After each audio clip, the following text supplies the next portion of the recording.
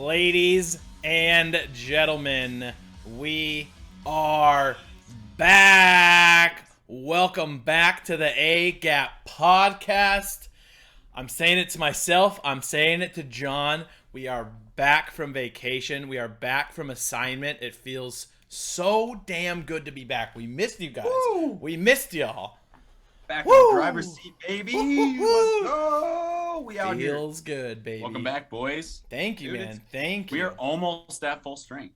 We are almost there. Almost. We just missed Almost. Tom. We just kind of missed each other. He weebled, we wobbled. It's how it True. goes sometimes. But I'm sure he's having a great time. He's in the happiest place on earth. He is living it up. We wish he was reporting live from Space Mountain, but unfortunately he is not. He's having a good time. Donald Duck has some hot takes on sports, so I'd love to get his opinion on a couple of these games. So I heard he's a big Ducks fan. hey, true Hey, that. hey. Go Ducks. Sko Ducks. Well, boys, I gotta ask. John, I'm starting with you, dude. What have you been up to?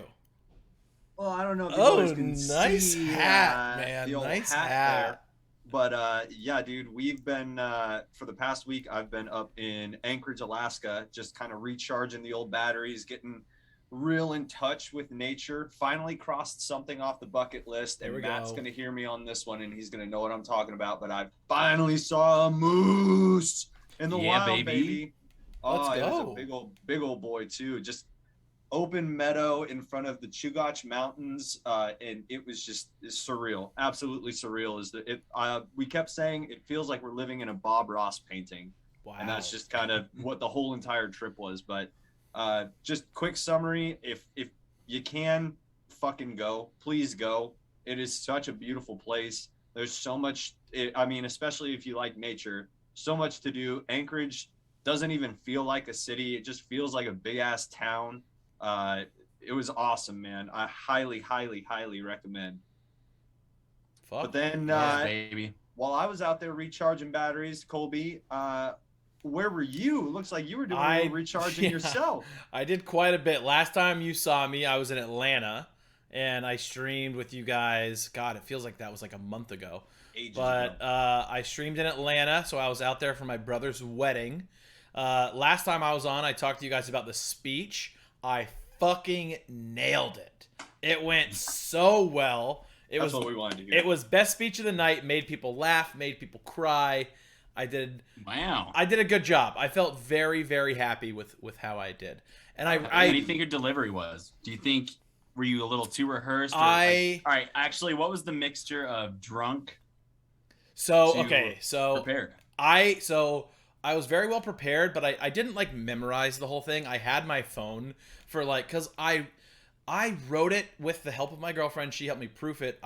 We wrote it so well that I kind of wanted to read it, because if I would have ad-libbed, I would have like missed a couple parts here and there that wouldn't have connected everything together. I was very good on monitoring my alcohol. Like, I did not want to be drunk because I knew it was so well written that I had to deliver it well. Big brain. So I was really holding myself back. Like, I took a couple tequila shots, chilled out for like an hour, drank a beer, chilled out for an hour. Like, I kind of was like drinking a little bit to stay confident. And then about 30 minutes before my speech, I drank 2 tequila sodas. And I was like, this is my confidence juice. This is going to get me to like just enough buzz to where I'm confident to say it. And not have like a wavering voice, and not be like scared to say shit. Delivery went really well. I rewatched the video recently. I gave myself an 84%. So I gave myself like a mid-grade B just because I'm a perfectionist. And I got a little teary. I got a little, like, I was like, I'd be talking and be like, oh, my brother Josh, I love you so much. And I was like, oh, fuck. I could have delivered that a little better. Don't But knock yourself for that. Exactly. I know, but perfectionist shit, right? I might actually give you points for showing give some me emotion points. there, Aw. Colby. I give you points. Well, thank I you. would actually, I'd be like, that's very disingenuous if you were not at all emotional. If you're just a robot, be right. like, fuck this guy. Exactly. He wrote this well thought out speech and doesn't even care. And then just stood there and read it. Like I definitely would I would glance at it and then yeah, exactly. I did really well. And the wedding itself was a fucking blast. Super fun. We danced. We had a great fucking time. It was beautiful. I cried a lot. I laughed a lot. And then after that, I know this is kind of dragging on a bit. After that, I went to Hilton Head Island. I don't know if you guys are familiar with Hilton Head Island. It's like basically the Hamptons of the South. I'm making connections right now to your social media, just some of the characters that you portrayed. So yes. It makes sense now. So Very we also, cool. and then we also did, the best part is we did a, what was the name of the party? Basically, it was like a Paris Hilton themed, like Millennium Party. I think we called it cool. a night in Hilton with Paris. Millennium, and it was like Millennium Mayhem is what we called it. So I dressed up as Perez Hilton, and I had my iPad with me, and I was taking pictures of like all the celebrities, and then was like drawing on them because that's what Perez Hilton did early in the day. And it was just a blast, man. We were right on the water. We were going from the ocean to the beach to the hot tub to the ocean to the pool to the hot tub.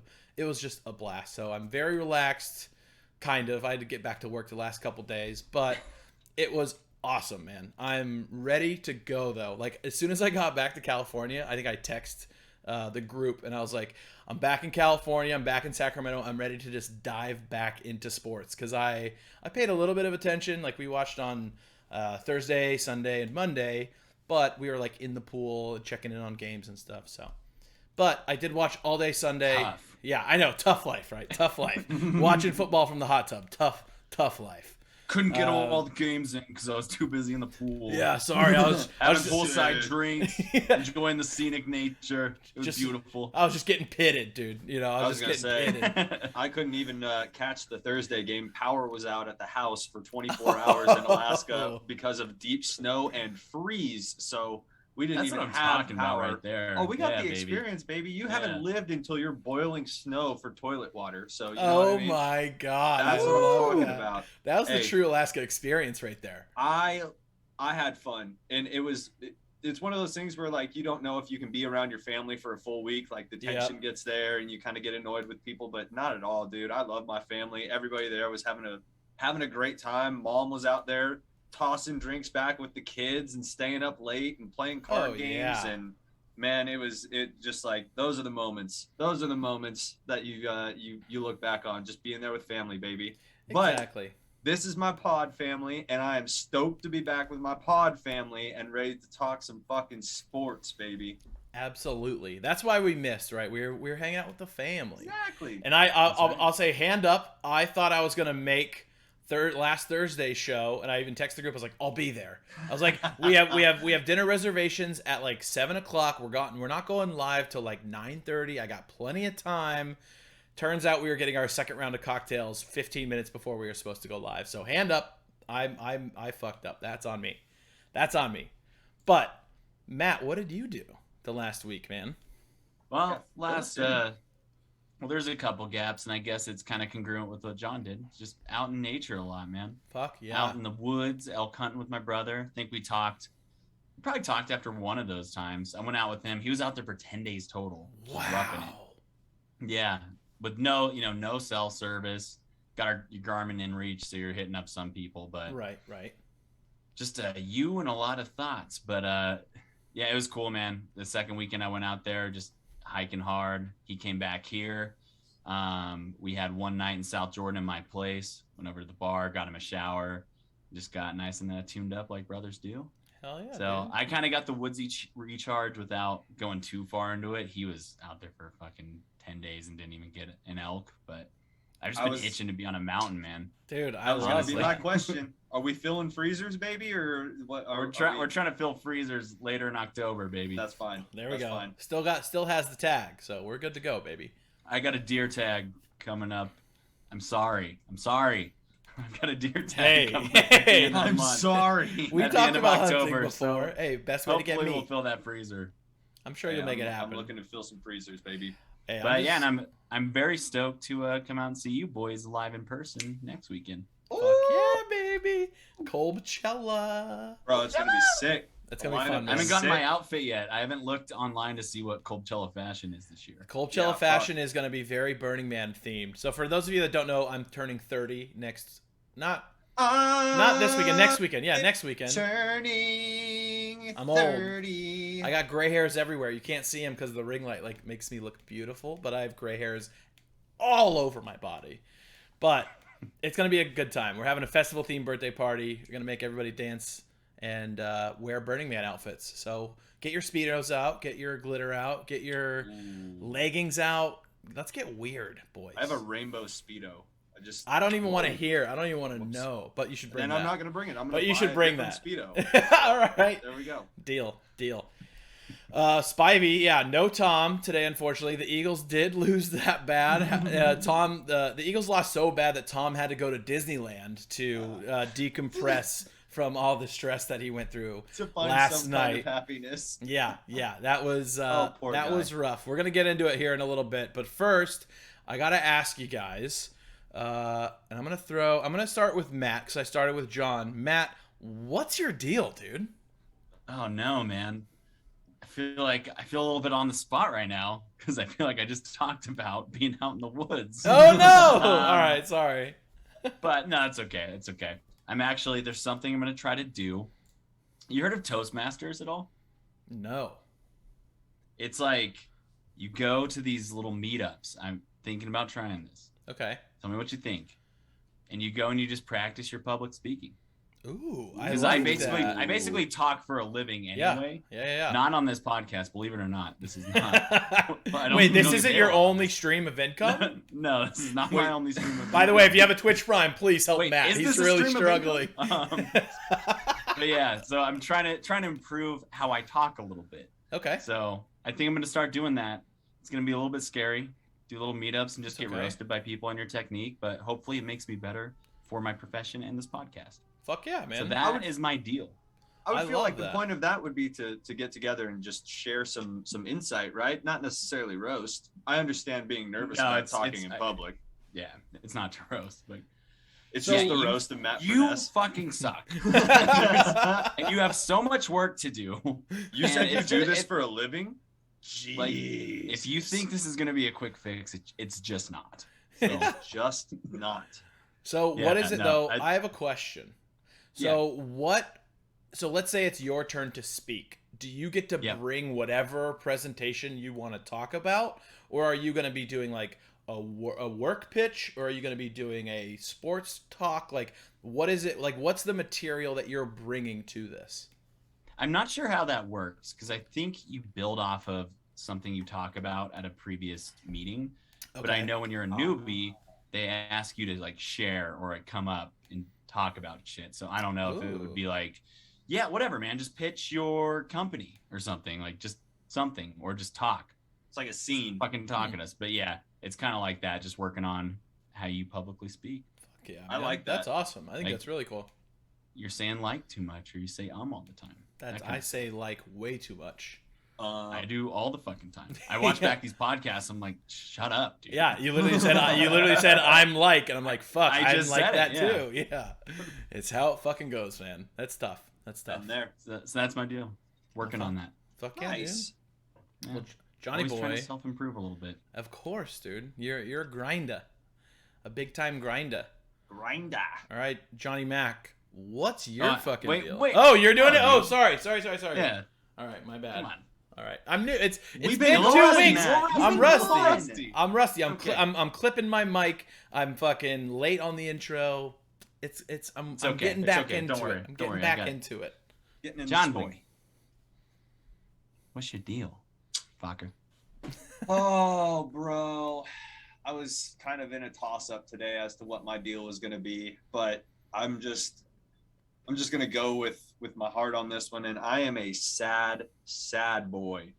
Tomorrow was going to be the day that I got to go to the 21 Years of Bad Luck tour, where I was going to witness Bayside and Census Fail put on a great show in front of all their screaming fans. And to my absolute dismay, on Instagram today, we found out that Buddy of Census Fail has lost his voice, and there is no way that he's going to play tonight or in Berkeley. So Census Fail has pulled themselves from the show that I really wanted to go see. And this is no knock on Census Fail. I love you guys. I truly do. I truly do. One of the best bands I've seen live. One of the best acts just kind of out there right now. But I am a sad boy because of that. And I was just really debating what I was going to say, but I'm going to go with the heart on this one and get better, Buddy. Obviously, you've been killing it all tour, and I'm sad that I'm not going to see you tomorrow. But Anthony, I know that you're going to extend your set, which is very cool. Bayside will have a nice extended set. Probably Hawthorne Heights as well will have an extended set. So we'll make the most of it.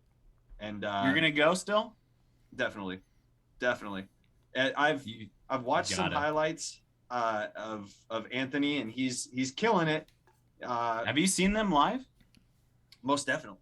I went with Matt. Little known fact: the first time I saw Bayside was with you and Jessica at the the Great American Theater. They played with. They were co-headlining with another band that we just hated. We didn't want to go see, but Bayside was there, and because back in the day I was a bad kid, and we got way too stoned, and we had to stand in the back because everybody was all weird about getting up front and being in the pit. So we had to stand in the back. That checks out. Yeah, good memories. For some reason, I didn't remember that. Weird, Matt. I've had to be reminded of that show several times, so that's funny that we don't remember it. Weird. Yeah, they're a fantastic live band. Honestly, outside of like the big names that you can see as a draw, like I'm not going to compare them to a Coachella band. That's not fair. But as far as that scene goes, they are one of the best live bands I've seen. I've seen them 4 or 5 times. Hands down. Super tight band. And that's the thing. If you want to talk about CD to live, just transition. That's a big staple on judging a band, and they kill it. They kill it every time. They've been playing together for like 20 years. That same band. They haven't broken up. 21 drummer years. Pass. 21 years. And they're just so good at speeding it up, slowing it back down. I hand up. I think they're a better live band than Census Fail by a long shot.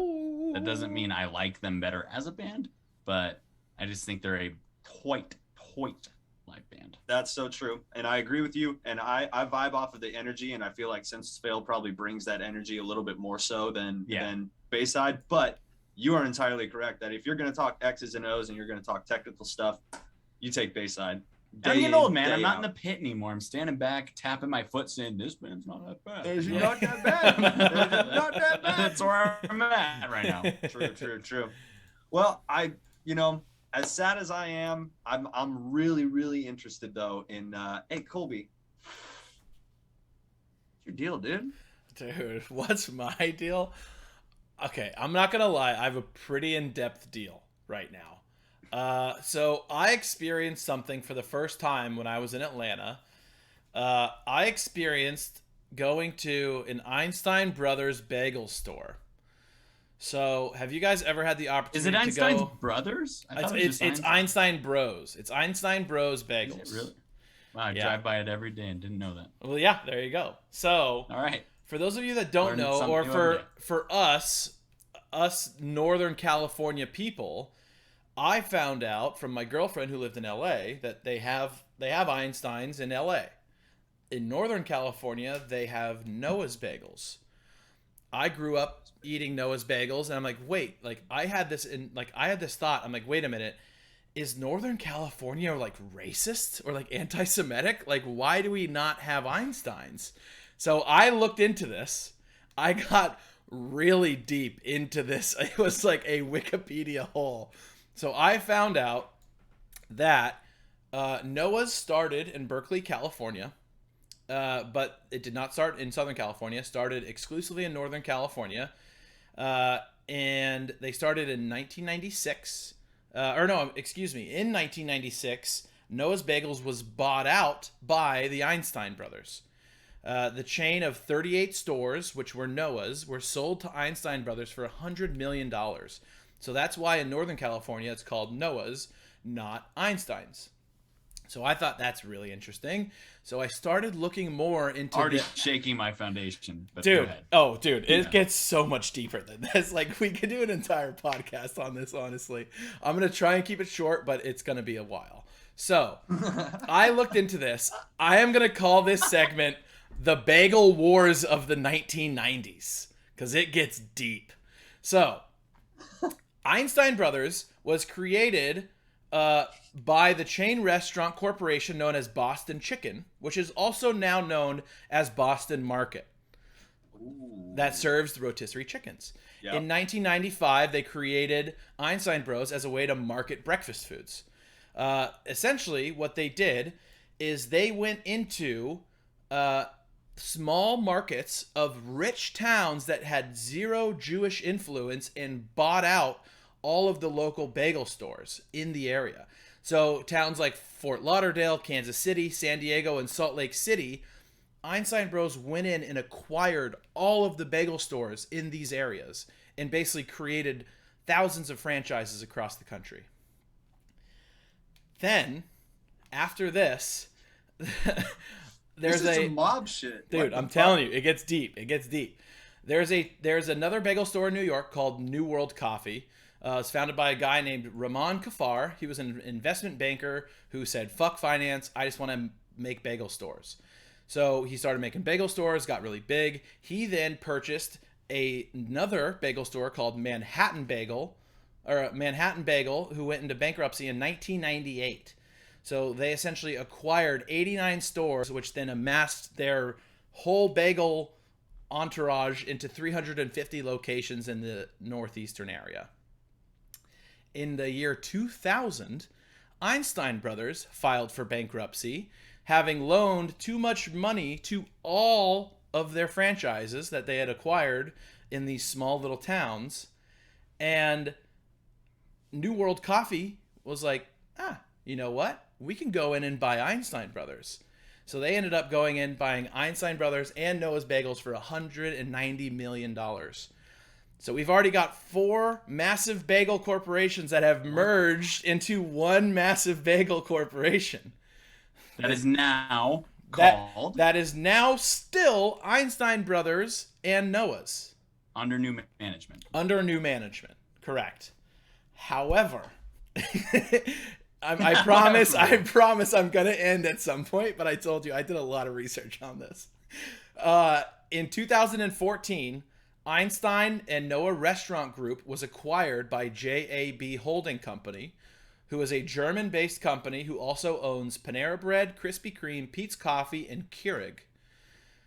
This is where it gets weird and a little bit dark, if I'm being honest.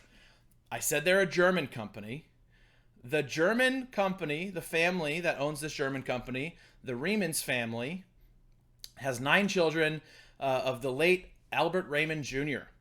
They trace their wealth to a chemist, Ludwig Raymond, who in 1828 joined forces to create a massive chemical production company. And this is where all their wealth comes from. Later down the line, in March of 2019, maybe you're drawing some dots here, a German company that owns chemical company, a German newspaper revealed that Albert Raymond Sr. and his son Albert Raymond Jr., who was the creator of this company, were massive enthusiastic supporters of Adolf Hitler and the Nazi Party. Oh, God. Yeah. So this is where it gets weird. Yeah. 2 months later, so essentially, I just found a lot of irony in the fact that, like, this massive bagel empire is owned by anti-Semites. It's kind of fucking ridiculous. Kind of really fucking weird. And when I found this out, I just started diving deeper and deeper into the hole. Essentially, this is a little bit where it is a little more like redeeming. So 2 months later, several members of the family talked to the New York Times. They found out that one of the mothers of this family, who was Albert Jr.'s mistress, is a baptized Catholic like her mother. She was the daughter of a Jewish man who was deported to the Ibiza ghetto, which a lot of these people ended up in bad places in World War II. However, they now donate $28.2 million to fund projects that honor victims of the Holocaust and Nazism. So basically, in summary, this entire bagel empire was owned by anti-Semites who now give a shit ton of money back to people that were victims of the Holocaust and of the Nazis. So What the fuck? yeah, very weird, dark it's story. currently owned by It is families of yes. anti-Semites. Yes, That are no longer anti-Semitic. correct. At least in financial practice. Exactly. However, their entire company was funded on a chemical company that was in cahoots with Nazis. Very fucking scary. Fuck yeah, Very what the fuck? sketch. So it was like in the whole time. So I go to Einstein. Like, this is how this all happened. I'll wrap this up right here. I went to Einstein Brothers. I dropped my girlfriend Camille off to go get a spray tan for the wedding so she could look all tan and beautiful. I go to Einstein Brothers and I'm like, oh, let's look into this whole Einstein Brothers Noah thing. And I end up learning everything I just taught you guys in the span of 30 minutes in the car on my phone on Wikipedia. Just sweating profusely as you dive Dude, deeper and I deeper mean, into come the rabbit on. Like, hole. if you just start getting those breadcrumbs and you're just going to click on everything.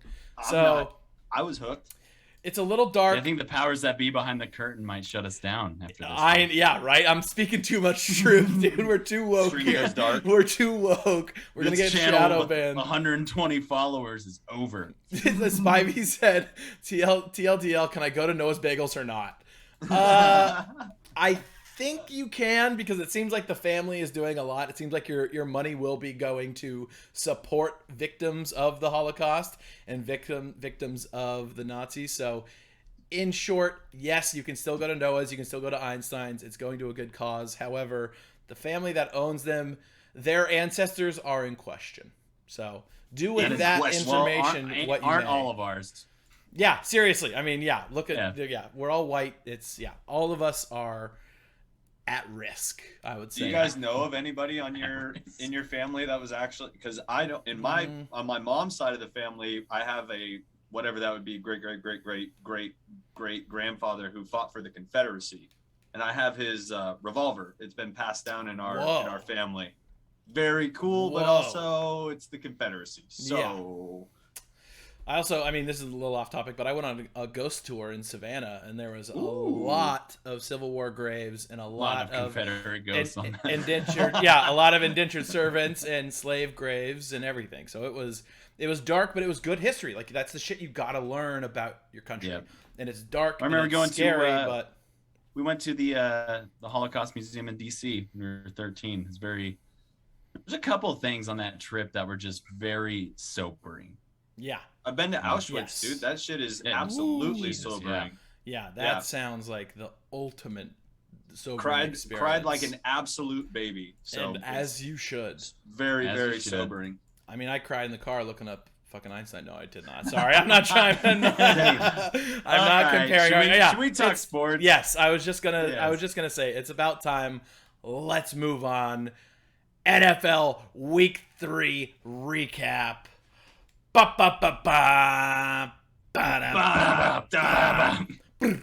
Transitions are hard. Especially after talking about bagels and 40 Nazis. minutes. Yeah, we're 33 minutes in, and we've talked about is vacations, bagels, and Nazis. But it was. You never know what you're gonna get. You never know what you're gonna get here on the AGAP podcast. So welcome Also back. true. Welcome back. You got the two of us back, and it's off the rails already. Welcome back, boys. Oh shit! All right, let's start with. Did you guys cover the Thursday night game? No, you did the pregame. Yeah, we did the pregame. We're in review, baby. As far as covering what happened in it, it was not a fun game, just Very as boring. expected. So that was a pretty good prediction on our part, I thought. Yeah, I think you guys absolutely nailed that. I think the one talking point that I had was that Carolina is 3-0 for the first time since their 15-1 Super Bowl run in 2016. Ooh. Are we looking at a super? I mean, obviously looking way too far into stuff, but Do we like them though? Do we like them? I'm rooting for them. I'm definitely happy for Sam Darnold. I'm very sad for Christian McCaffrey. But I definitely have a Chuba for Hubbard now. Oh, okay. There he is. Hello. Hey, Also, was a bummer to watch J.C. Horn break his foot. Yeah. First round draft pick. That sucks. And I think my biggest takeaway from that game was just like, we got to get rid of fucking turf fields, man. Yeah. dude. Thank you. It's too aggressive. I agree. The game is too fast now. The game's too fast. The equipment is too good. The turf just grabs. The body can't withstand it.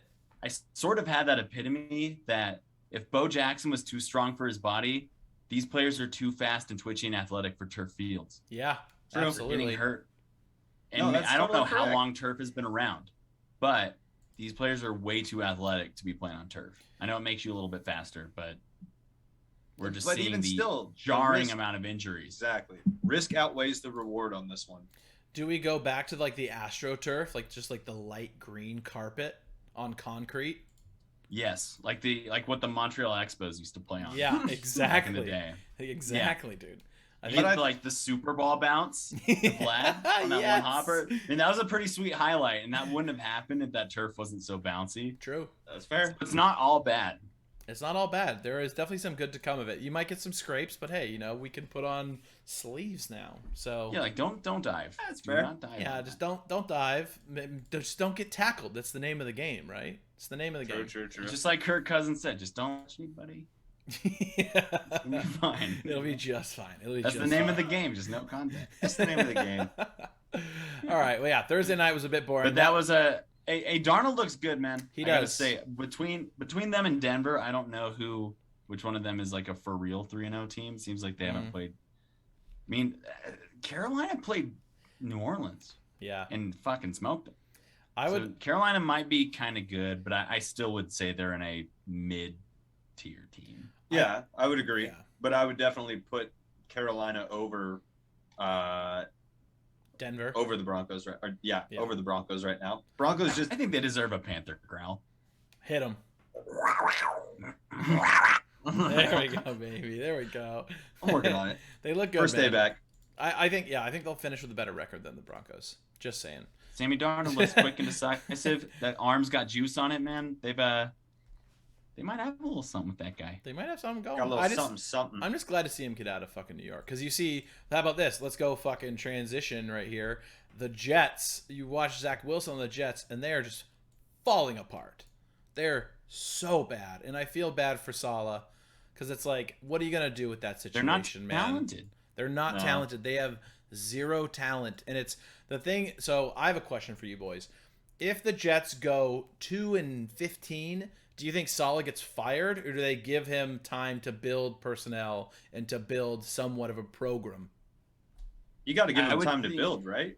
I mean, Yeah, I would think that he would. Sorry, John. No, ahead. you go. My You bad. go. My bad. I was just No, gonna you say, I think when he saw what Kyle did in San Francisco, where it's like, I'm taking over this team with no talent. You have to give me a long-term contract and give me time to build it the way that I want to. I'm sure Jets ownership will do that for Saleh. They gave Case too long a leash. Yeah. But it's not like their ownership is looking at this team and saying, there's a ton of talent here. Why aren't we winning? Right. So Right. you have to give him time to turn it over a little bit. True. He'll get at least 3 years.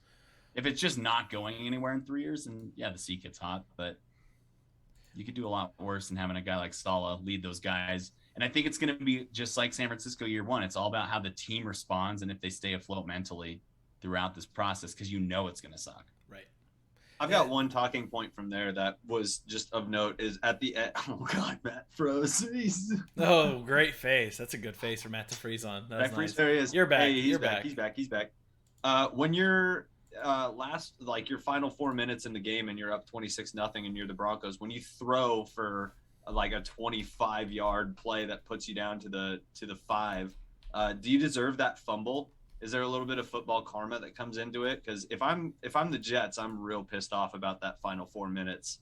Just the Broncos continue to drive, continue to put up big plays, and then obviously the turnover battle kind of goes back and forth, and Wilson makes another or throws another one of his 2 interceptions on the game, right? At that very final drive that they were trying to at least put some, feel good points on the board. But yeah, the Jets have to get mad at a certain point, though. It's like I get that they're not the most talented, but you do have to get mad, and you have to kind of figure some stuff out for your own. i.e. like look at like the Jaguars and stuff like that. I know they didn't play the best, but at least they played a good half of football. You know what I mean? So there's got to be some pride. I know that Jets fans are not feeling good right now. You know, you've got this quarterback who's supposed to be your future, but I also agree that they got to give Saleh time to put the talent around him and get a system in place. Yeah, and he's just green, man. Like, true. Yeah. I saw Mark Sanchez say today that there was some point in time where all of a sudden the first round quarterback was expected to play immediately. And he said it was 2008 or something like that when Matt Ryan and Joe Flacco came in and immediately went to the playoffs. But it used to be pretty normal to sit for a year. Yeah. I think the Jets would have been really smart to get anybody that has any experience in their locker room. They don't have any. Their quarterback room is so inexperienced. It'd be nice to even pay Alex Smith. I saw somebody suggest this. They're like, just pay Alex Smith $7 million to be the third string quarterback and just sit with the kid all year. Yeah, like, absolutely. For real. Don't worry about it. We won't make you play, but just hang out with this kid, keep his mental in check, and talk him through stuff all year. But he doesn't have that. He's kind of on his own. He's it's him and his quarterback coach, who I have no idea who their quarterback coach is, but he can't be great. I mean, if we know anything of the Jets, they're not building an incredible coaching staff around him. Granted, Saleh's going to do what he can, but Saleh's not an offensive guy. He's going to hire who he's told to hire. Mike LaFleur is his OC, and then he came over from San Francisco. He's the pass game coordinator. But you still have to, like, even Shanahan's first year, because that's kind of the blueprint I see now for teams trying to rebuild. He didn't have all the coaches that he wanted year one. Right. He had to wait. True. And, I mean, the classic guy to bring up is Peyton Manning, right? Peyton Manning came in and threw fucking 40 interceptions his first year, and his team was terrible. And then the next year, he fucking lit the league up. So it can happen, but you got to have some talent around you. And you got to take care of the kid's mental. That's the biggest thing. Yeah. Yes. 100%. And he seems like he has a very fragile mental to begin with. He's young. He hasn't seen a lot of the world. Man. He's in New York. Oh, you're in New York. Yeah, man. That's tough. That is tough. Absolute. It's the hardest part. Well, John, you brought up the Jags earlier. So Cardinals versus Jags. Cardinals 31, Jags 19. I mean, did we expect anything else to happen? So if I'm basing it off of watching the first half, the Jaguars played the Cardinals pretty well. And Trevor Lawrence had some good throws, had obviously some rookie decisions, but he had some good throws. And then obviously to cap that first half off, 109-yard kick six. That's so sick. So sick. That's a momentum. That's an absolute thing that you can take into halftime and build off of that. And they come out and they have a good first like 10 minutes of the third quarter. And then obviously I think the pick six is where it goes wrong for the Jags. But it was a good almost 3/4 of a game for the Jags, which I don't know. Aren't we just hunting for good things at this point? It's like Urban Meyer is a fucking catastrophe there. He doesn't know what he's doing. He's already admitted that it's like playing Alabama all the fucking time, and he hates playing Alabama. So does anybody. So it's just like, I don't know. I think the big thing is that Urban Meyer has never lost, or at least when he was at Ohio State, he never lost 3 games in a row. And now he stands to lose a lot more while he's in Jacksonville, because that dude is absolutely going to be on the fucking chopping block, because it's just not working. He doesn't have the locker room. He doesn't have he can't just yell at a kid. These are all professional athletes now. You can't just yell at him and expect changes, or have the infiniteness that is college football, where you can go find another 4-star recruit from somewhere and pull them in and just replace. That's not how this works. So I think the Jaguars have a coaching problem right now, honestly, because nobody wants to play for the guy. And I guess that's apparent in the second half when things start to go downhill and you're not making those emotional plays where you're making big runs and everything like that. Things start to go downhill. Yeah, you can't do what Mario Cristobal did to his teammate or his player in the NFL. I don't know if you guys saw that, but Mario Cristobal screamed at a guy that catches like 4 balls a game, and there was a lot of backlash. So what was that? So he like took his headset off and fucking yucked. So it basically, and the kid, he like doesn't get a lot of play time. It was like later in the second quarter, or third quarter, he got a good catch for like 20-yard gain, and then he like spun the ball. Oh, he spun the ball. He spun the ball. He was like, "Let's fucking go!" and like spun the ball, and they got a 15-yard penalty. Yeah. Yep.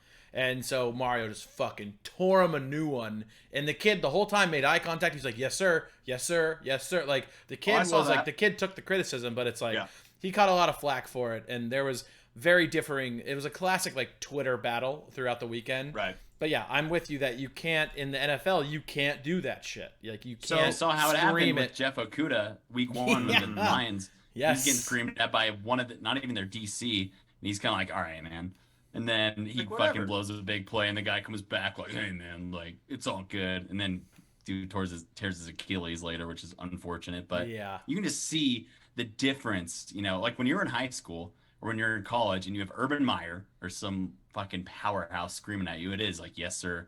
No, sir." But in the NFL, you're like, "Fuck you, dude." Right. Well, because you're already, at least in college, you're looking for the next level. So it's like this guy who's coaching this. You're a god. Like if you're Urban Meyer in college, you're a god. Absolutely. Coach. True. Because you're the guy that's going to get me to the next level. You're the guy that can talk to these coaches in the NFL and be like, "Hey, man, watch this guy because he's going to fucking change your team." So they're looking for, I mean, I agree with you. That's exactly what it's going to be, is in that collegiate level. It is yes, sir, no, sir. Or it's like, Bill. I'll listen to what you say. Because if it's fucking Bill in New England, then I'm like, all right, I should shut up and listen to Bill Belichick. But if fucking Matt Patricia goes to Detroit and tries to do that, I'm like, Hey, to speak on Twitter, though, just really quickly, Gus Johnson set Twitter on fire with his call of that 109 kick six. It was great. Did you listen to it? I love having Gus Johnson back in the NFL. Gus is the best. Gus Johnson fires me the fuck up. And like, it is so cool to listen to him call it. It reminds me of like an e-caster. League of Legends. A shoutcaster. And and he's just like shout, and he's losing his voice as the play is going on. And he's so and the thing was, from that whole thing, it was from start to finish. Like it's a 66-yard field goal, and so he goes like from the kick. He's like, "Kick is up," and it's short. He takes it down the sideline. Still going. He's stoked from the get-go. It's like, drops back. Lawrence down the field. Yep. I am about Gus. I think he should cast every single game. That guy is amazing. A treasure. Dude, he should be the new fucking Monday Night Crew. ESPN should pay him millions of dollars. But I agree. All right, we got to move on to another game, boys. We're kind of sitting on this one. Good teams win that game. Jacksonville should have won that game. I thought in the first half. I put $100 on Arizona minus 7.5, and I was like, that's not looking good. Yeah. And I bet on that game. Second half, Arizona took care of business. Their offense is really good, but a good team would have seized that and won that game. Right. 100%. Jacksonville's gonna have to limp through it, man. And I think a good defense wins that game too. Yeah. All right, so John, you did. I think you a little slip of the tongue there, maybe a little Freudian slip. You brought up that 66-yard field goal by Justin Tucker with a new record to win the fucking game. Ravens 19, Lions 17. However, there were some missed calls. So, how do you guys feel the end of that game went? I think that taking it from a 66-yard field goal to a 71-yard field goal obviously like changes the game. 100%. I feel like that's so it's like twofold, where yes, the Lions need to stop Lamar Jackson on a 4th and 19 conversion. 4th and 19. Jesus. Yeah, that was like, maybe the best throw of his career, though. You have insane. to hand it to him. Yeah, absolutely. I agree. It was a dart.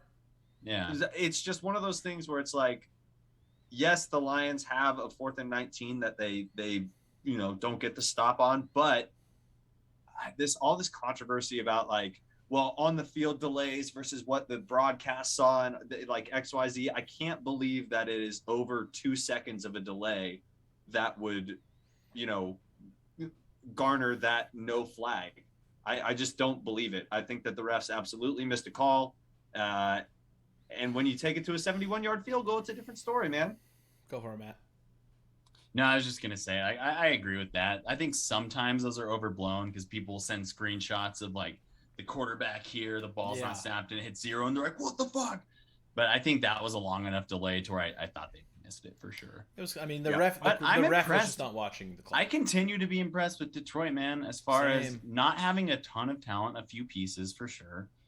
And they are buying in to what Dan Campbell is selling them. I mean, they play hard, man. They do. And as fucking generic as that sounds, they are a gritty team that will grind you out. It's not going to be easy. I think even with the Packers, Jared Goff fumbles that snap, and then he, it comes out of his hand backwards. If that doesn't happen, they're right there. Oh, yeah. That's the thing. They just aren't very talented, but they play hard, man. And I thought they should have had that game. I mean, in theory, they should have. And they're coming. I mean, they're playing a Ravens team that just beat the Chiefs the week before. Yeah. Arguably one of the best teams in the NFL. Obviously, they've lost this week, and we'll talk about that next. But like you said, they're playing decent teams. Niners almost came back against, which could have been a fluke because we put in the 2s. Still something to be said about that. They almost beat the Ravens, who just beat the Chiefs. They gave the Packers a little, not a huge fight. They hung with the Packers. They hung with them for a bit, and then it got a little ugly. Yeah. But still, Spivey saying Goff's better than I thought. Absolutely. And it's wild to see him go to a new team first year and still be lighting it up. And he looks maybe even better than he did in a Rams uniform. I think maybe because more was expected of him. Badass. Oh my God. Have you seen all the TikToks and Insta posts of Jamal Williams mic'd up? Dude, he's probably my favorite player in the NFL right now. So great, dude. He's just so happy. Did you see the anime thing? Yes. So oh my God. Funny. He's fucking hilarious, man. I love that guy. One thing I wanted to touch on, did you know that Justin Tucker has done a 60 bomb on the Lions twice now? Really? That so hurts. once for his best game of his career, where he went 6 for 6 with a 61-yard bomb in 2013, and then this one to set the record. So he's done it twice. Undisputed goat of kicking. Oh, 2013, 100%, sorry. 100%. And he's an opera singer. Did you guys know that? I did. He is an amazing singer.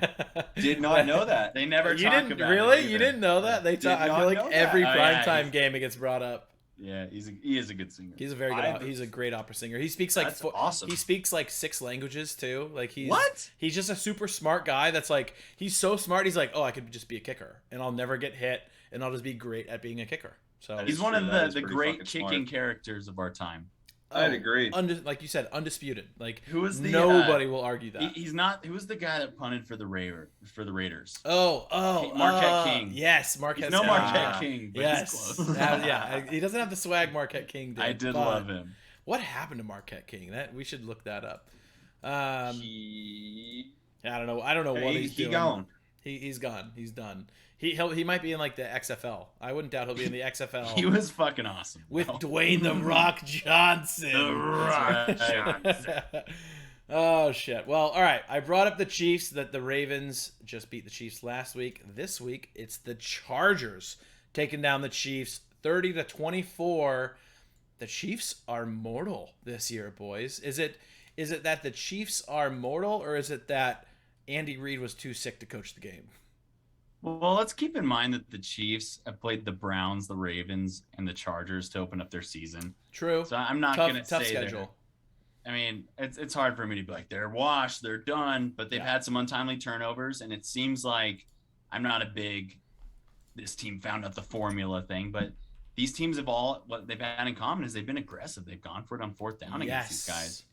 It's been really awesome to see. And Justin Herbert, man, he stepped into Arrowhead and looked like the MVP that he could be. True. You rarely see, and Mahomes is very poised too, but I don't know if I've ever seen a second-year quarterback or rookie last year that is just so collected and poised in the pocket, throw after throw, moving the chains. I was super impressed with Justin Herbert on Sunday.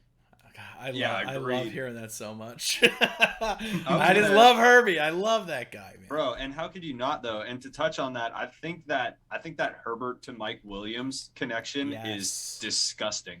And, I mean, He looked like Clemson Mike Williams. bro, Sunday. 7 catches, 122 yards, and a tutty, 2 tutties. I apologize to go with Those that. jump balls, man. He was basically half of Herbert's offense. But half of his total yards, he had 281. Half of his touchdowns, he had 4. This connection is disgusting. I love it. Dude, I got a lot of flack for drafting him in both of our leagues, our auction league and our main league, and everyone's like, "Oh, Mike Williams, is this his year?" I'm like, "Yes." I told you guys last episode that I've been getting a lot of like San Diego Chargers recommended in my YouTube, and they're like, Mike Williams is in the game plan, not even just on like go balls. He's like a massive part of our offense this year. He is now like arguably the number 1 over Keenan Allen. Like Keenan Allen is the guy you're going to go to if you need a reception, but the fear of that opens up Mike Williams. So if Keenan Allen isn't open on that read, guess who is? Mike fucking Williams. Well, he's looking like he was a first rounder for a reason now. Absolutely. Is good to see. Absolutely. And like Spivey says here, that the Chiefs, their defense isn't great. They don't have a great run game. And you can't – Mahomes has had some turnovers, man. Oh, yeah. And you can't have – I was honestly pissed because of his no-look interception. I hated that it was a no-look interception. I hate that. Like it's not about being sick, dude. Yeah. Like, I don't know where he is. He seems like a good guy. I'm not just hating on him because he gets a lot of love. He's fucking annoying. Like, he seems like an annoying person. His personality's like very, you know? And, great impression, by the way. Yeah, and if he now had week 1 of last year, he had the Kelsey wide open in the end zone. Every time. Failed him on a no-look. And then you throw a no-look interception, and Chiefs fans were all over Twitter saying, it wasn't his fault, catch the ball. But your dude was open. You didn't have to look him off. Yep. He was open. Hit him in stride. It doesn't have to be sick. Well, and that was costing your team games. That was my thing. And that's not mature as a quarterback. If you can give him praise for all of those like no-look passes that he completes, then we should absolutely be able to tear him apart when it's just like, make the play, dummy. Yep. Like, what the fuck are you doing? Make the throw. Like you said, set your feet, fucking hit the guy who's wide open. Don't do this no-look check down to Edwards-Helaire. And then there were really people on Twitter saying the only reason he was so open is because he looked him off. No. Anybody that watched the replay knows that's absolutely not true. Horse shit. Yeah. That's terrible. That's a terrible it's ridiculous, man. And I get it. Like, you ride or die with your quarterback. You make excuses for him. I've been an apologist for Cap, Jimmy G, all those guys over the years, but I would not let my guy. But not for no-look passes. No, I'd be pissed. Me too. And that's the thing, is that for something like that should absolutely be talked about, because it's one of those things where it's like you can make that throw and make it a good play, and it's just like, okay, he recognized the open receiver like any quarterback should. This whole no-look shit, like, it was behind. He had to jump and try and spin for it. Hit his back shoulder. And that's what I'm saying is like, so that guy was obviously not ready. It's already not a good throw because it's on his back shoulder. He's supposed to hit him in stride, especially if you're going over the middle like that. And you're that wide open. That's a touchdown. And there's simply no reason to do a no-look when you have an open receiver right there. Not at all. Not at all. There's just absolutely no plausible, logical explanation to do that. And as an offensive schemer, that would drive me absolutely crazy. And that kicks off literally the next 2 possessions are 2 fumbles. So the Chargers get 3 turnovers on 3 consecutive drives by the Chiefs. So I'm with you. I think for as many people love to, sniff Mahomes's no-look touchdown farts, we should be able to fucking criticize him when it goes awry like it did on Sunday. I just say he's gonna get bailed out because it was a no look. Well, I think Andy needs to. That's where I think Andy Reid probably needs to be a little bit more of a hard ass, because you know what? In New England, when Tom was 40 years old, Bill was showing tape of him missing passes in front of everybody and saying, "I could get a fucking local high schooler to make that throw." Good. Yep. Because he treats him like everybody else. You can't let Patrick get away with that shit. Because let him get away with the kind of stuff that's not going to win you games. And for some reason, when I'm sure he works very hard. Obviously, he works very hard, cares about winning. I'm not trying to take away from that. Sure. But there's also an element of him that cares about being stylish at a point to where it's more important than winning the game, and that's a problem. And I'm sure you brought up their tough schedule, but I'm sure that he is kind of trying to live up to that expectation of him being swaggy and doing the no looks and doing the fucking clearly. left-handed, like, exactly. Like, he's buying into it, which is a massive problem. And I will say, when you just said Andy Reid needs to, I thought you were going to say eat a salad, but that's just rude. And I love Andy Reid, and I feel bad for saying that, but Too soon, it's, man. I know, I'm sorry, but come on. Like, he loses two First in a day row back, and he Matt, goes to the all right? hospital. What happened? What happened? We're First working day out back jokes. hitters. We're flushing jokes out, all right? We're flushing jokes right now, okay? I'm workshopping the room, So baby. it's all right. It's all right. All right. Well, you did bring up their tough schedule, and the Browns are one of the opponents that they had to face. The Browns dominated the Bears this week, 26-6. I mean, we all feel bad for Justin Fields.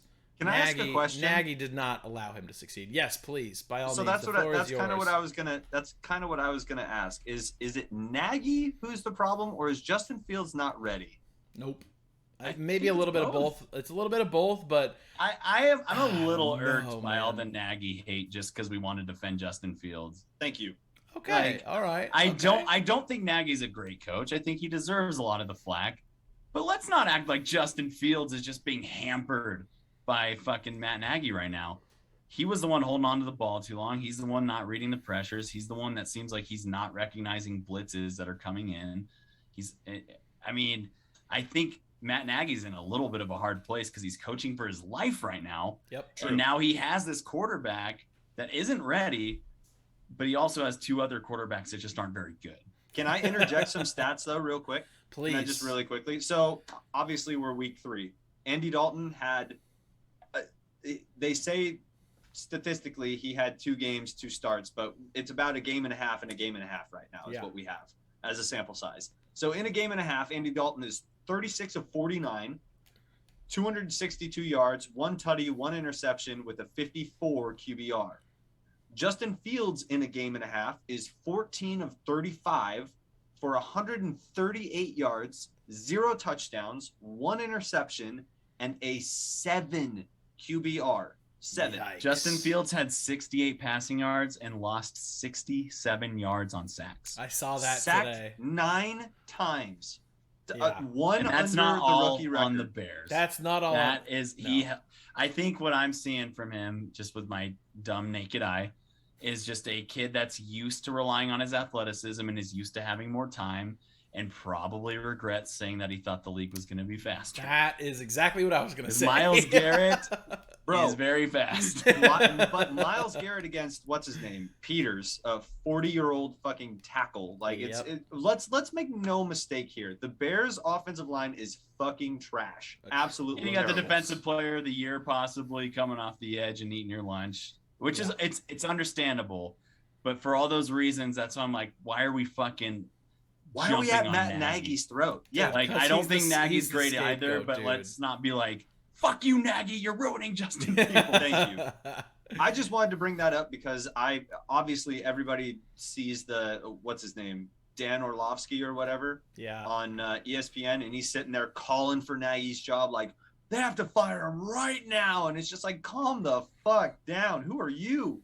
Like there's no reason to do that right now. You have a trash offensive line, which isn't Nagy's fault, and everybody's just like, well, get him out of the pocket. Well, you can't really do that when you've got Myles Garrett, who's, like you said, obviously in the running for Defensive Player of the Year. And I'm he's leave the just pocket for no reason a few times. Yeah, and I still mean, get sacked. yeah, you're not Thank going to run you. a bootleg every single fucking play. Thank you. It's not going to happen. That's all I And one wanted thing to I'll bring up. say is that Nagy has a tough call to make because if Foles and Dalton are both good enough to go this week, you cannot start Fields Nope. and then go back. No. So you have a very tough call to make for week 4 if everybody's healthy. Who do they play next week? Small sample size too, right? Because like I said, Andy Dalton, game and a half. Justin Fields, And Nagy's technically not game and a half. coaching for the future, but you also, as a ownership group and a front office, have to protect Justin Fields' future too. Right? All right, they have not wrong. the Lions next week. I mean, I'm gonna look at the Shit. spread on that game because shit bowl, I if the, guess. if the we Lions, wanna dude, call it early. if the Lions I'll are take the Lions getting to win that points, game. I'm taking that all fucking day. I will Fuck yeah. smash that bet. Hey, Thursday show. Thursday show. All right, sorry, I'm Preview, leaking preview, it. I'm preview. leaking in a little bit. I'm leaking in a I little know bit. you are. giving him a little taste. Sorry. All right. Well, anyways, it's just a little irritating to see. I know we all like Justin Fields, but it is okay to put some blame on him and realize that he's not ready yet. He'll be fine. That's all I'm saying is that it should. I think it seemed like a lot of people on Twitter were just like, I'm not going to let down for my position that he's a top prospect. He still is. That doesn't mean he sucks if he's not ready. Right. Fucking A. Yeah, he's still a top prospect. It's just like, no, you said it all correct. You're right on. It's Lions +3. Hammer that all day long, baby. Woo. Yeah, I will take that. Okay, so let's move on to another rookie quarterback. Let's talk about Mac Jones and the Patriots taking on the Saints. Mac Jones. So we got the Patriots losing to the Saints 13-28. Mac Jones did show some signs of weakness, while Jameis did continue to shine with obviously the help of Kamara, but Mac Jones was not super sharp. I don't know if you guys saw, do you guys see Bill Belichick after the game when they asked him about the interceptions? No, let's get a quote. Okay, here's the quote. Yeah, not what we were looking for. That was it. Literally, that was it. That's all he said. It's literally all he said. It was fucking hilarious. So it's the classic like, oh hey Bill, did you fuck up by drafting Mac Jones? No, clearly he didn't. But that's what he feels like he's being asked, right? Right. So it's Bill. Well, they're sitting okay because they didn't trade up to draft Mac Jones. No, he fell into their lap. And I mean, let's be honest. The Saints are decent. The Saints are probably going to sneak into the playoffs this year, and maybe lose. The Saints to be good. Yeah, absolutely. Not act like they're a fucking 4-win team. Absolutely not. But it was an interesting game. It wasn't like on red zone too often, which seemed a little weird because there were quite a few points scored. But I don't know why. For some reason, I don't have a very knowledgeable. I don't have a big recollection of this game, so carry this one, boys. Jacoby Myers had about 12 targets, so it was nice to see him get involved more. Fuck yeah. As somebody that has a few shares of Jacoby Myers. Kendrick Bourne had a really sweet touchdown from McCorkle. It wasn't a great throw. He just made a hell of a play. Great catch. But yeah, you can just see it when he's under duress. He's not going to be able to bail himself out or move around too much. So the name of the game is just get rid of the ball as fast as you can. Yeah, exactly. I think my big thing, they opened the playbook this week for Mac to throw. He threw 51 passes, 51. So they were behind. He had moving. To. But that's the thing is that there was a lot on him from last week as far as let the guy throw the ball, let him get the ball downfield, and so they really opened up the playbook. Let McCorkle cook. Well, that's the thing is that the big thing is that. I don't know. The one thing I think I took from the game was that the Saints are doing a good job of keeping the ball, I guess to put it, mildly, out of Jameis's hands. They let him obviously run the offense, but they put their faith in their playmakers to get the points. And obviously you get a pick six, which adds. So realistically, we're looking at, Jameis didn't have an impressive night. He went 13 of 21 for 128 yards, 2 tutties. Kamara carried the ball well, 24 carries for Kamara. Yep. So it's take the ball out of Jameis's hands, put it in the hands of your playmakers, let Jameis facilitate, try and mitigate those dumb airhead plays that we know Jameis for, and the Saints are going to be a good football team. Rely on that defense, baby. Just let that defense fucking eat. One thing I'm so right about that because Jameis at times looks like a top 10 quarterback. Jameis is crazy talented.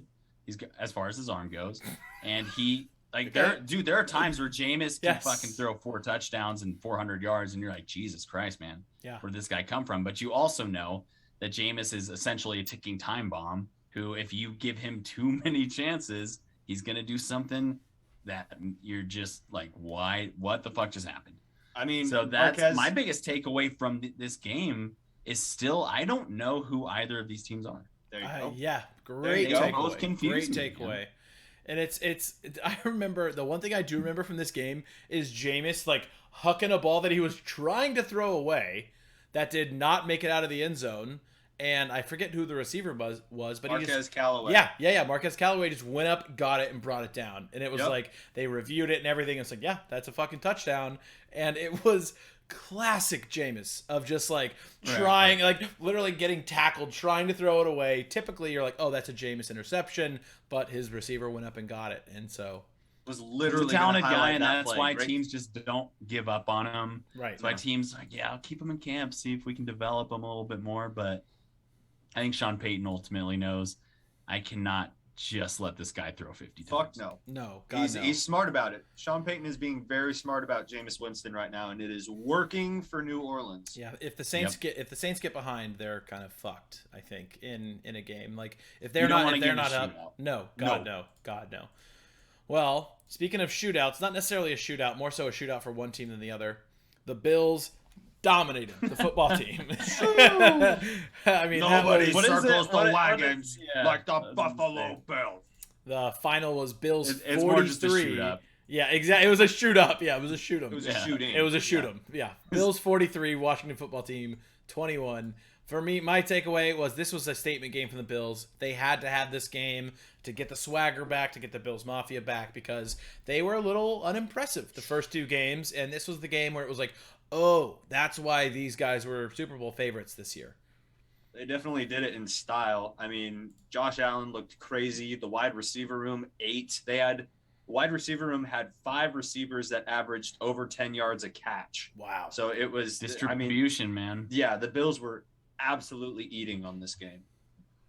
It was. Yeah, I thought Josh Allen looked like he kind of quelled any thoughts of, well, maybe he's not quite what he was in 2020. Maybe he's not that guy.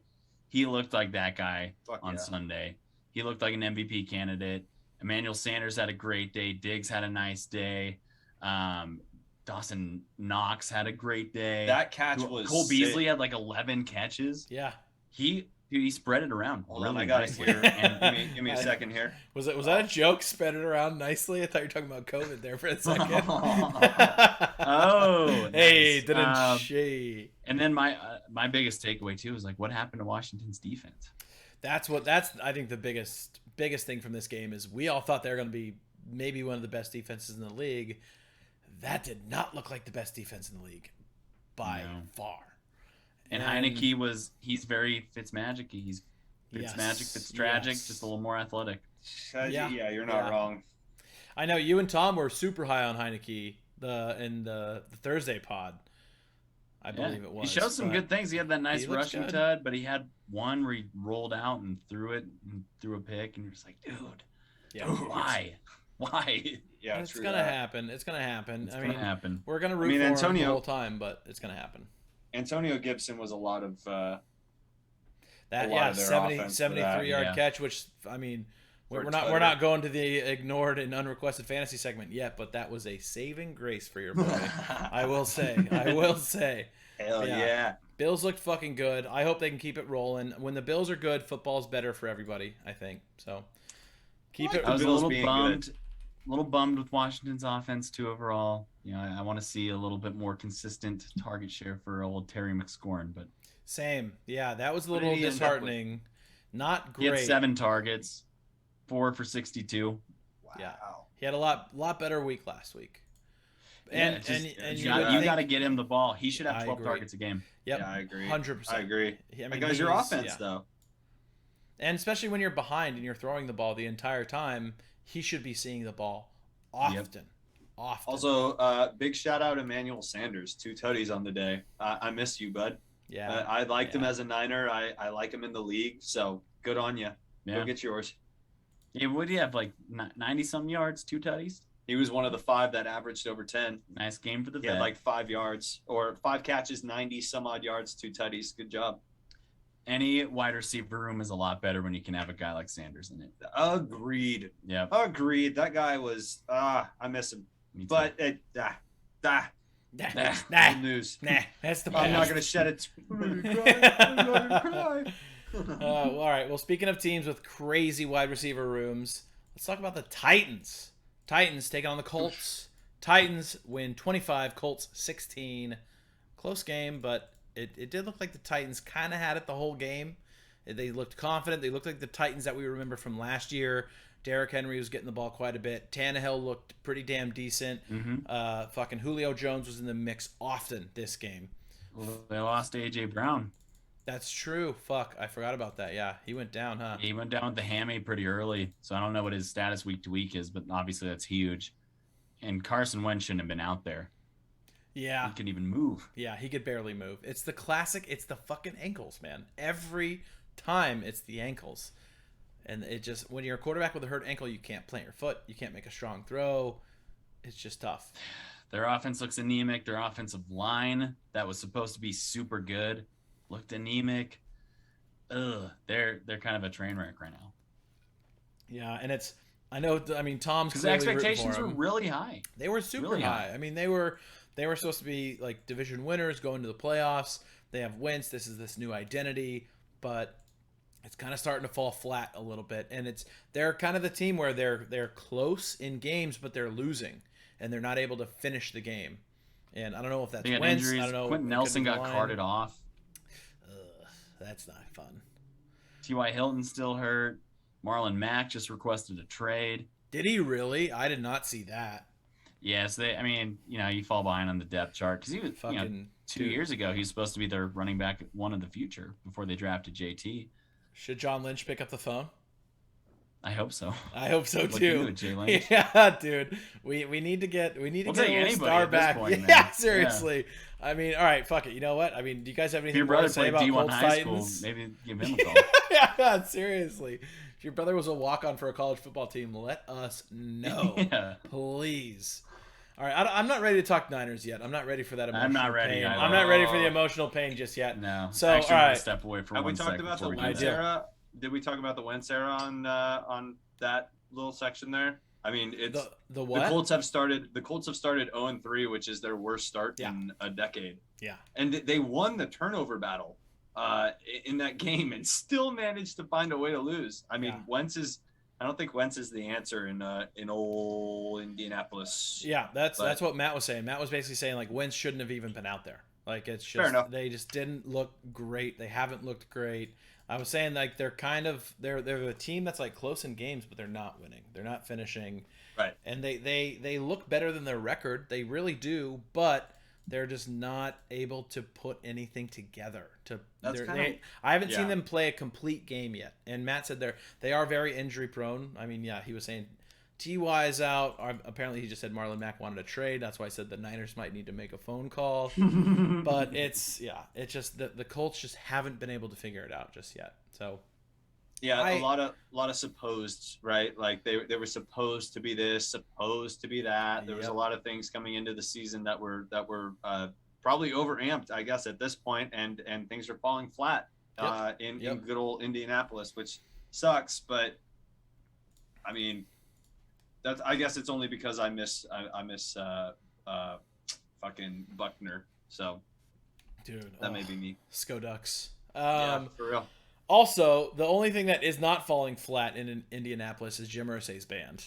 I know that was something that was sitting in our group chat, but Jim, dude, fucking the Irsay band is on fire.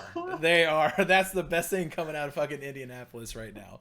Imagine having a collection of guitars and you have no idea how to play any of them. So you just hire people to come in to play your sick ass old guitars, and then you're just like, yeah, I'm just gonna sing. All right, I'm just gonna sit. Constant karaoke is my thing, man. So, but hey, I guess when he owns that bucket studio in Tennessee. No shit. way. So he owns. I don't know if it's a studio or what, but he owns that space in Tennessee. So he's just like, yeah, let's get all my billionaire friends together. Let's just party. Let's just party, It's baby. incredible. Hey, when you have fuck it money, that's what you do. Just crush up some Norcos and have a good night, dude. Honestly, that was the Allegedly. most relatable Jim Irsay thing. Allegedly. That was the most relatable Jim Irsay moment I've ever seen. So I kind of appreciated it. Him just screaming in karaoke, which is his own band. My It's like, favorite. oh, my God. I sent this to the group chat, but when he said that, like, I feel it in my bones, like he's talking about the drugs. He's definitely talking about the drugs, Yeah. or the alcohol, or whatever it is. But oh boy, all right, Whatever's well. giving him the shakes right now. Yeah. Whatever's giving him the shakes. Fair enough. All right, we'll talk about Sorry, train. Jim. Yeah, R.I.P. R.I.P. Well, talking about train wrecks. How about the shit bowl? Falcons versus Giants. Great game. I don't- Not fun to much to say on watch. that one. Not much to say. The only note that I took is the shit bowl lives up to its name. It was ugly, but Falcons fucking figured it out, got a field goal at the end of it. The Giants look guess- scary. Saquon finally looked good against the worst, arguably one of the worst defenses in the league. Saquon's back, baby. But Saquon is back. Honestly, Daniel Jones not too bad. He's had personally a decent first 3 games of the season. Not a top 5 pick, but he looks okay. Matt Ryan's playing very, very ugly football. Yeah, Matt Ryan is starting to show his age a bit. I actually had a thought, I think it was today actually, that like is Carson Wentz the new Matt Ryan? Where he's like talented but isn't really living up to it at this point. Granted, he hasn't really No, I'd say gone to a Matt Ryan Super is Bowl, very but accomplished versus Carson Wentz. That's true. That is fair. Yeah. Matt Ryan has had probably not a Hall of Fame career. But He's had a good career. He's had a career where you talk about him and be like, He's a good quarterback. Well, probably not, but he was really good. He was good. Yeah. Matt Ryan's had a really nice career. If there's one takeaway, the Giants classically lose on Eli Manning's retirement ceremony, jersey retirement ceremony. Oh, So, fuck. There you go. There's a storyline from the Insert shit the bowl. double birds pick. Yeah, right I was now. going to say the fucking Eli. That was so fucking funny. That was funny. That was the only funny. takeaway from that whole. Matt, well, do you want to talk about that a little bit, Matt? Because this is the first time I gave the Peyton and Eli. We can talk about it during the Monday night segment, but wow, is it bad? It's so bad. I don't like it. I It's personally not don't like good. it. The only time I like it is when they're actually like breaking down plays and talking football. The rest of it is atrocious. It's so forced. It's so overly done. It's just tough.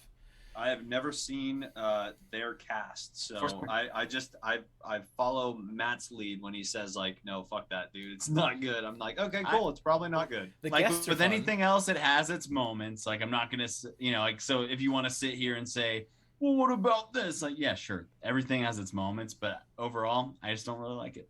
Yeah. I'm not a Peyton guy either. I do have a little bit of bias against him, but I think Eli is pretty funny and has his moments for sure. But it doesn't seem like they have great chemistry. Nope. It doesn't seem like they're probably that close. I doubt they like hate each other, but it seems very awkward, very forced. And it's just kind of clunky. Yeah, it's very clunky. And Clunky's a great word. That's a great way to it's describe like it. it's week 3, but still, it's almost worse put together than this podcast. Like I feel like we have a better chemistry and can like talk more than they can. I Like, almost they're said it's kind of like this awkward. pod. It kind of is. Kinda like Like, a pod. it's kind of just thrown together, and that's it. Like that's just what they do. But True it's that. Unfortunately, the other crew that they have, and Greasy's okay, but they just don't have a great crew for Monday Night Yep. Football. True that. If they got Gus Johnson in there, you know where Get I'd be. Gus what I'm in saying. Monday night. Just call Get Gus. him in there. Call Gus. Somebody call fucking Gus. Gus. All right, Gus. I'm going to move over to a division rival of the San Francisco 49ers. Let's talk about the Seahawks losing to the Vikings 17-30. Called it. Justin Jefferson and Kirk put on a goddamn show. It was a clinic. And it honestly made me think, God damn it, I kind of wish we had Kirk Cousins on the Niners instead of Jimmy G. I'm going to put that out there. He's reliable. He I'm runs gonna the put that offense out very there. well. He does. Moves the chains. And he's got a cannon if he needs one. Like, he can fire the ball in there. I would much rather have him be the stopgap to Trey Lance than Jimmy G. Yes, exactly. And it's... I don't want Kirk Cousins to be my guy for the next 5 years. No. God, no. And, like, I hate him as a person. As a quarterback, decent. Isn't he just like a God-fearing man? You hate that guy? I mean, there's some other stuff going on there, but yeah, Kirk Cousins is one of those guys that you're going to, 5 years after he retires, you're going to look back. He's going to be up for Hall of Fame. He's not going to get in, but you're going to look at his stats and be like, damn, he had like 4,000 yard seasons. He probably had like 400 touchdowns or whatever. Yeah. Like he's going to end up with some really gaudy numbers, but yeah. Somebody talk to me about Alexander Madison real quick. Dude, he looks like Dalvin Cook Jr. Really? Yeah. He looks He's badass. fucking good, Yeah. man. Okay. He is badass. And he has for 3 years. Yeah. Yep. Every time he's gotten an opportunity when Cook goes down, he's right there. Yep. Okay. And I feel like he's I'm looking at everything. numbers right now, and I'm It's almost like you can't tell the difference. You really can't, honestly. Yeah. When Plug you and watch play them on is the field, fun. they look so similar, and it's Obviously, because I'm sure Cook is teaching him, like, hey, hit this hole here, run this way, like, hit this hole, like, juke that way. He's telling him how to run, but it, like Matt said, they look identical on the field. It's wild. It's uncanny. It's like they obviously drafted and coached them up very similar. It's like when Navarro Bowman came, right? Yeah. He looks like a carbon copy of Patrick Willis. Love it. Yeah. Okay. That, hey, putting it in terms I can understand. I love that, dude. I love that. Justin Jefferson 8 too, by the way. Yeah, holy shit. They moved the shit out of the chain. Seattle's defense isn't very good. And honestly, I think their offense is just kind of predicated on home run moonballs. There you go. Yeah, it really is. They have a pretty insane success rate on that for what they are, but that's not the way to just run your offense. Dude, I will say DK looked fucking great. There was a ball that he caught like a slant across the middle, planted his foot and cut the other way. Like I've never in a while. I know he made a hard cut. He went crazy, horizontal, crazy. But he made a cut that was maybe one of the best I've seen all year. It was nuts. Like full speed on a slant, caught it, stopped on a dime, cut the other way, and ran for another like 40 yards. It was gorgeous. But they have 2 freak receivers and the best deep ball thrower in the game. Yep. So it always keeps you in it a little bit. True that. Their defense sucks. Yeah, their defense is terrible. And once again, I mean, they can try and fight from coming from behind, but I don't think. Why am I having a brain fart? Their Vikings coach isn't going to let it happen. This division is too tough. It's too fucking tough. True that. Hey, thanks for providing a good segue. Let's talk Rams Bucks now. Rams 34, Bucks 24. Holy shit, the Rams look good. I'm scared. I want to change my Super Bowl pick. I already know. Fuck off. That's my pick. I know. You guys all picked Niners. I'm like, I gotta be the guy that takes the Rams because holy shit. Matty Stafford, once again, I can't say it enough. Love the fucking guy. Hate that I have to root against him. But holy shit, does him and McVay just have it dialed? Isn't it crazy what happens when you put like a knowledgeable vet at the helm of your offense? How different it makes it? Because this dude just makes great decisions. He reads the field so well, and it shows up in his numbers. He's an absolute elite talent. Oh my God, absolutely. And then you surround him with pieces, and that's the thing is that you have a good head coach, you have a good team around you as far as like your wide receiver talent, your offensive line is going to give you time, and then you get to sit there and make these good decisions that you've always been able to make. Just even back when he was a Lion, you could still watch him make these great reads and find these great throws. And now he's in an offense that allows him to just thrive off of that, coupled with a defense that can just keep him in games. Matt Stafford, and it's hard. It's super hard to root for him because he's a Ram, but man, you want to root for the guy because it's such a cool thing. I've always thought of him as like a top 5 quarterback. That was just on a bad team. Like he is, it's just kind of like all the wasted years, unfortunately. Yeah. But he still put up big numbers in Detroit, and he still could be a Hall of Fame quarterback. He's that good. But can you imagine if he had even half the offense that he had right now for the last 10 years or whatever it was? Dude. It's almost too bad. So obviously they're interdivision with the team I root for, but it's hard not to root for the guy because he's a good dude and he deserves to get his after being a really, really good soldier in Detroit since 2009. Yeah. Like he never threw him under the bus. Yeah. The story I heard was that when he went in to ask for the trade, he like cried. Oh my God. But that shit hurts because he gave, like you said, he gave his all for that city, and it showed up every Sunday. It showed up. He wasn't a baby game, about it. Not at all. And like he put his body on the line. Like it was injured multiple times, would come back, fight through it, and try to win. Yeah, he came ready to work, and now the Rams are getting that. They're getting a veteran quarterback who has a ton. And again, these are all like subjective metrics and stuff like that, but he has a ton of heart. The guy comes in and works his fucking ass off, and he's going to sit there and be a veteran to all of these young players. And not to say that the Rams are a young team, but anybody who's there is going to listen to him because he's that veteran. He's that guy. And he gets to get into this offense that just has the pieces, is able to just function in a bunch of different capacities, whether it's the run game, whether it's passing game, whether it's all these RPOs and things like that, and they just fucking click with a veteran quarterback at the helm. It's fun to watch him hit these well schemed up deep balls because he's probably behind Allen and Mahomes. I can't think of a dude that has a better arm than Stafford. Bro, it's same. It's insane. So, okay, I have a question for you boys. We just talked about Matty Ice, Hall of Fame, probably we not. just sucked him off for a while. No. Matty Stafford, if he does not win a Super Bowl in LA, does he still get in the Hall of Fame? Possibly. Well, depends on what his numbers are, but isn't Megatron going to the Hall? Yes. Yeah. I mean, So- that's Marino's in the Hall. So Marino's in the Hall. I would feel like the guy who dished him most of that shit would probably have to get to the Hall, right? Yeah, but I think as a quarterback, you have a little bit of a different standard than a receiver. Grant, like Megatron was the greatest receiver in NFL for years. Stafford, I mean, we can argue that maybe he was the greatest quarterback in some of those years, but probably not statistically. But if you look at the longevity of his career and the consistency throughout his career, not in the sense of like record or winning, but just stats, I think it's worth an argument.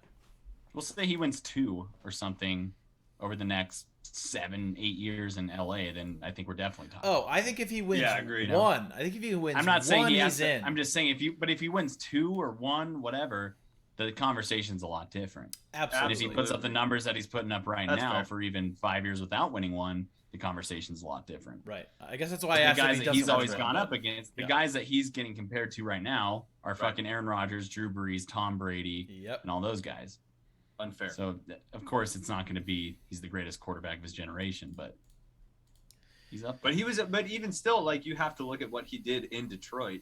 You have to look. The numbers at all were that still stuff. monstrous in Detroit. That's what I'm saying. Yeah. They were in still Detroit. massive. That's what I'm saying. Because That's my a point. lot of garbage yards, a lot of garbage touchdowns, and like I'm not discrediting them by saying they're garbage, but he was always behind throwing the ball and slinging the fucking rock. He had more I think more come from behind victories than any quarterback since he's been in the league. Wow. That's and when you fucking have to cool. play like that most of the time, like there He's you got go. the Now moxie. you're building. But that's what I'm saying. You're building your case. You're not a Tom Brady, Drew Brees, where you're just getting out ahead and because you have the talent and doing all this stuff. You have to literally work your fucking ass off to get to these victories, and you're doing these come from behind wins and stuff. I think this dude deserves a seat at the Hall. Yeah, I truly think if he'd been in New Orleans during Drew Brees' time, like he would have been a cheat code. Plug and play. Plug easily, and play. Put him easily. anywhere else. Put him anywhere else. And I think that dude definitely gets a Hall of Fame vote, or at least he's in the conversation. And even right now, the only reason that we keep him out is because Detroit, baby. And I think a lot of that just goes with also, like, just a lot of people didn't get to watch him.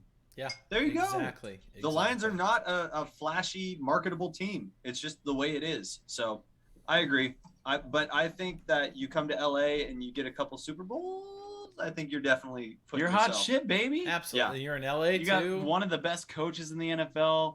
You're one of the best, most talented quarterbacks in the NFL. You're in LA. Easy. He is sitting pretty right now. I Easy am money. happy for him in that aspect. I am too. There you go. And he just looks happy. He looks happy. He really fucking does. Yeah, I mean, he's living in California. He's a happy boy. Yeah. All right. Well, talking about one Enough sucking him potential. off, right? Okay. All right. Deal. Yeah. Fuck the Rams. Fuck the Rams. All right. Well, Obligatory fuck LA. yeah. Exactly. All right. Well, talking about one potential Hall of Famer to probably a Hall of Famer. Let's talk about the Steelers and Ben Roethlisberger losing to Joe Burrow and the Bengals. Bengals take down the Steelers 24-10. My main question for you guys: are the Bengals for real, or are the Steelers ass? I would. Oh man, I'd go with. It's a loaded question. I'd go with I think Steelers it's- or ass. Yeah. I would probably Yeah. go with Steelers or ass. Yeah. And big reason is, I got put onto this tweet by Bomani Jones about like how none of the sports community is talking about how the Steelers in a quarterback heavy draft class decided that they were going to roll with Ben Roethlisberger Yep. and not make any sort of attempt at. I mean, granted, Steelers picked 24. The last quarterback that you would like elite quarterback, right, that you would talk about is Mac, who went at 15, but you can make I thought they were going to draft Kellen Mond. So this is my Minnesota point. ended up taking him in the second round. I This thought is my Kellen point. Mond was going to go to Pittsburgh. So that's my point, is that I feel like the Steelers are putting too much faith in the old gun, in the old bull, and they should have gone with the young calf. And now they're just getting grabbed by the wiener for no reason. Like, it's just not even, I don't know, man. It doesn't look good in Pittsburgh right now. My only thought is maybe they feel, and this sounds funny even coming out of my mouth, but maybe they think Dwayne Haskins could be their guy next year. Please stop. I don't know. The reports I heard were that they were impressed with what they saw, and maybe they thought, do we want to draft Kellen Mond, or do we think there's enough here in Haskins that another year of development under Big Ben, we can sunset him and then go with him in 2022? Clearly, Ben has nothing left. They're ass, but He's on the ghost. other side of that question, I don't think that the Bengals, I'm not going to say they're not for real, because that's to imply that they're Right.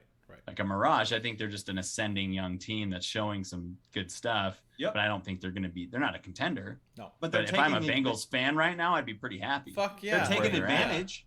Oh, They're taking yeah. advantage of situations. Like, obviously, this is a situation set up by Pittsburgh a long time ago when you put all They that just faith in they Ben. just beat their big brother That's what at I'm their home saying. stadium. Yeah. Yeah, Yeah. that's not a small Yep. thing. Feel good. Feel Yeah. absolutely. I mean, this is also a Jamar Steelers Chase had defense. 2 tutties. Yeah. This is also still a Huge. Steelers defense that's not supposed to be pushover. They looked pushover in this game. I They agree were an with elite defense last year. They're supposed to be an elite defense this year. that's what I'm saying. Like, nothing changed. So where's this Pittsburgh defense that we were supposed to be seeing the entire time? And I think the big talking point right now is going to be Ben just showing his age, baby. I'm thinking that the Steelers have this like all chips in with Ben right now, and they don't really have a good old backup plan. I don't know if it's all chips in or if they just don't have the exit plan that they would ideally like to. I don't. Well, that would be all chips so- in with Ben then, because you don't have an exit plan. So you have to put your chips with Ben. You Right, have but I to. don't think I doubt they just stood there and said, "No, Ben's still good. We don't need to draft anybody." But whatever their plan was, But they definitely maybe did. they're not. I mean, I guess. I mean, I'm thinking maybe they like Haskins. That's kind of my thought. Well, that's what I'm saying, is that they made the decision consciously that Dwayne Haskins is over what like molding a young QB could Right, be for right. for you, right? So I have a question. Is this the beginning of the end for Mike Tomlin? ooh, for Mike, I don't know. For Ben, I For thought it should have been Ben, years definitely. ago. For Ben, definitely. right? But That's not. I mean, for that's dumb of Tomlin, me to that's say. my like. Is it time for them to start thinking about the head coach position? Because it hasn't lived up to the hype in a while. Granted, they've had injuries, Big Ben, etc., etc. But they No. haven't looked great in a few years. They've won one. And I'm Super Bowl with Tomlin. gonna throw that out there, and I have to go pee. But I'm just throwing that out right now. Yeah, they've won one Super Bowl with Tomlin, but they are a franchise that historically moves very slowly when it comes to firing people. Right. and Like that's they've had 2 coaches in the last 20 something years. So that was and going to be one of my them point. retired. That was going to be my point. Is that like you said, Bill the Coward's Steelers- probably still be there if he didn't retire. True that. He's probably still chilling around there, man. He gets Chilling at the he's- CBS booth, Hell just yeah. waiting for his time. Yeah. bro. He's out there. I mean, I think you're entirely onto something there, where it's like the Steelers move at a Steelers pace. They're used to having these long, dominant runs of certain things, and they're not so used to this like quick turnover.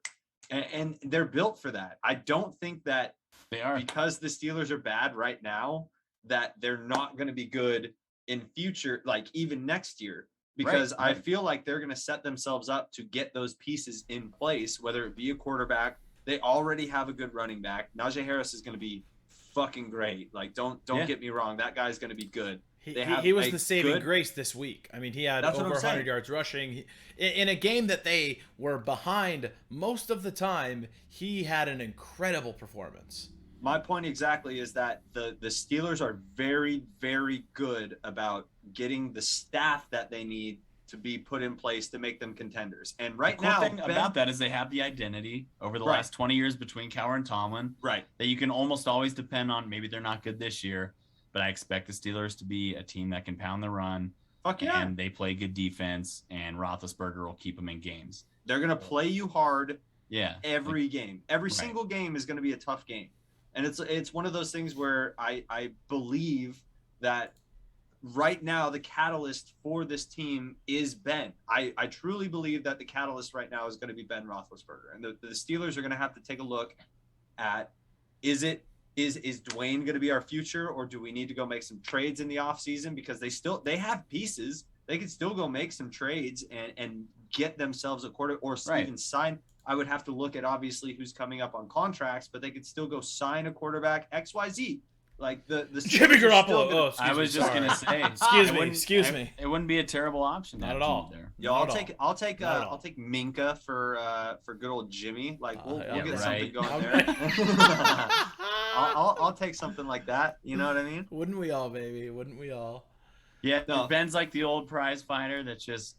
True. Yeah, it's like, get him out of there. Yeah, it's True. like Chuck Liddell. Just did you guys? Rocky movie. Yeah. Did you guys see the video of him? Like, I think it was like a play action, and then he had to do a bootleg out, and he tried to run and just smashed on his face, like speed kills. I think it's what like Big Cat tweeted. It was like speed kills, and he just got destroyed. It's entirely possible too. They evaluated Kellen Mond and thought like, yeah.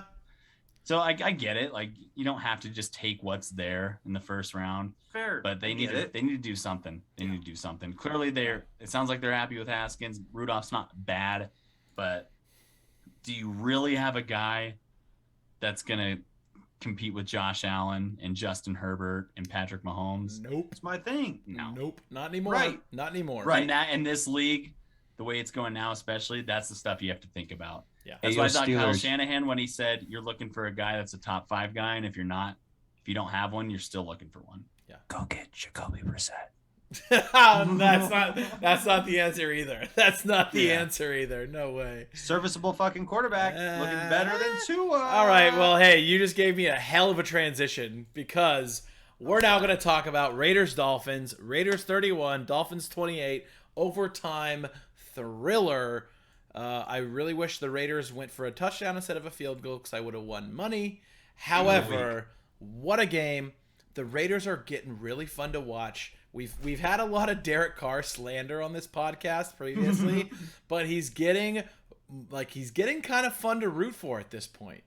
So, I mean, once again, I don't want to throw the whole for real thing out there on the sideline. Yeah, absolutely. Moby's just so fucking gothic over there, just like puts his helmet on. Just step in there. He's learning from Gruden, dude. They live next to each other. He's just learning how to mean mug folks. But Raiders 3-0. I can't help myself. They're looking good. What do you like? What's the ceiling for the Raiders this season? I'd say divisional. Yeah, I would. Wild card, right? I mean, they're not going to win that division. No, I'm saying I could see them winning the wild card game and going to the divisional round and losing there. Okay. Right. I don't see them as like a top 4 team. I don't see them going to the AFC Championship. God no. Right direction though, man. Absolutely. And it's a team that we've watched. Like, I remember last year, we're like, is Gruden the guy? They gave him a 10-year, $100 million contract. And now in year 4, he might still not be the guy, but he's building something. I would just like to see what they had if one of these young guys, like if Stefanski was the Raiders coach or something like that, you know? Yeah. I still think Gruden can't get out of his own way. I still think he's a terrible talent evaluator. But Nathan Peterman. But they're doing some good things, to his credit, like for sure. Like he runs a decent offense. But I do still think, I'm like, what if they had one of those guys? They would be electric, I think, if they had one of those guys. Granted, like their receiving core isn't incredible. Let's be honest. Obviously, Waller is an insane talent. I right? love it. Ruggs is great. Edwards is pretty good. Renfro is kind of the like go-to slot guy.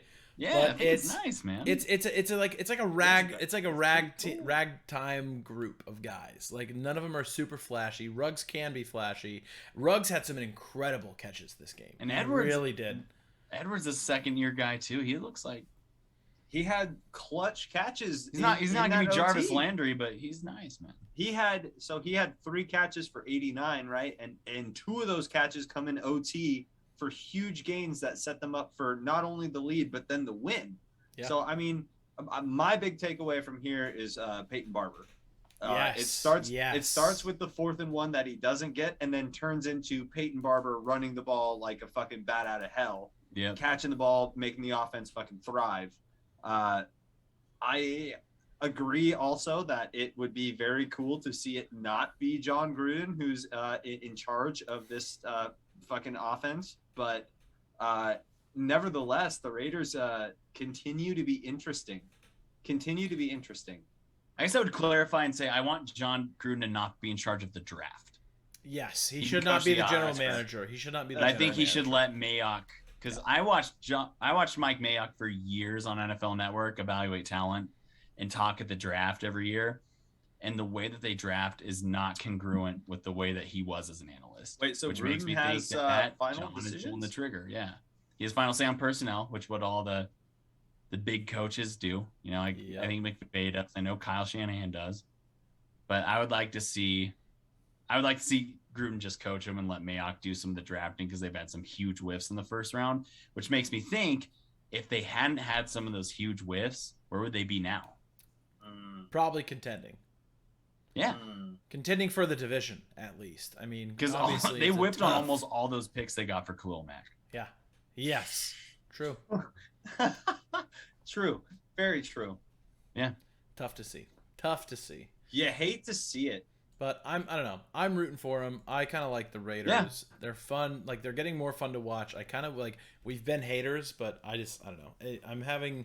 I'm not a hater. It's weird, but they're I'm not like, even in our conference. I know, but it's like I don't know why. Like, but now that they're like out of the Bay Area, it's like like go have fun, go win. You know, have a good time. I've never even like Giants A's. I've never been like fuck the A's. Yeah, it's that too. Yeah. They play in the same area, but they're not even in the same league. But A's fans hate the Giants, so what are you gonna do? Yeah, they're just jelly. What are you gonna do? Just jelly.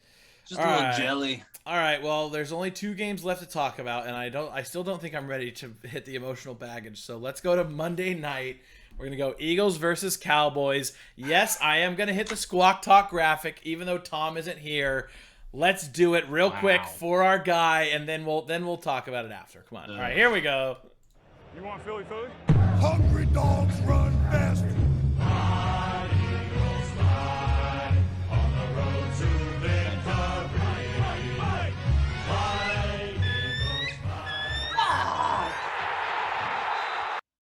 All right, and that was Squawk Talk. Tom is not here, so that is it. We'll give him the Eli double birds. Yeah. How about these birds for you, Tom? Yeah, sorry, Tom. Sorry, Tom. Yeah, that was a tough night, dude. But like Jalen Hurts says, if you take it number 2, you don't look at it, you just flush it down. Is that an actual quote? Yeah, it was Socrates. Socrates, Jalen Hurts. Oh, I love that. My only takeaway from this game is I bet the over and I bet Cowboys minus 3.5. I won both my bets. I had a good night. It was a good time. Yeah, I don't even have anything for this. I want to say it directly because he says, you take you a deuce.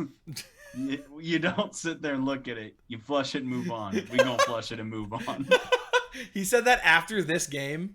Yeah. You take you a deuce. My God. You take you a deuce. You take you a deuce. That's you take you a fucking deuce. Hilarious. Yeah, I mean, I guess if I could hear, let me do my Tom impression. How about that? All right, here we go. There you go. Yeah, you know, it was a pretty tough game out there. We really tried our best, and you know, there's clearly some coaching. Coaching is not the best, and Jalen Hurts, he had some good moments, but didn't really throw the ball that great. I guess the Cowboys are just better than we thought they were. That was it. That's all I got for Tom. Absolutely spot on. That's all I gotta say too. So yeah. There you go. That was pretty much it. The Cowboys looked better. They look like a dude, team who's played a yeah. bunch of these really good teams close. Cowboys are. I think they're for real. I think they are too. I mean, if you look at They who were they've a played, trendy pick for the playoffs. Like they should have beat the Eagles, and they did. yeah, So exactly. And I mean, don't know why I picked the Eagles, honestly, in this one. They barely lost to the Bucks, and they fought against the Chargers, who just beat the Chiefs once again, and beat them by 3. They look fucking good, and these are the Cowboys that we were quote unquote promised, right? Like you said, Matt, they're a trendy team to pick, but they look pretty fucking good, and I don't think it's because of Mike McCarthy. I really think it's Kellen Mond calling the plays. Mike McCarthy kind of just came in and let everybody else do their thing. It's interesting. It's another team where I can imagine if they had like a Kevin Stefanski or somebody like that. Well, when you got Kellen Moore running your offense, the dude's a fucking pretty offensive genius. He'll be a head coach. I would love to see him be the head coach. He'll be a head he's coach. He's on board. I think he's ready to go. I'm saw him at Boise State. The head coach. They shouldn't let him get away. Jess asks, what rhymes with Cowboys? ASS. Ass. Oh, I love that. I love that. Thank God my mom is not watching this. Otherwise, oh my God, Jess, Jesus.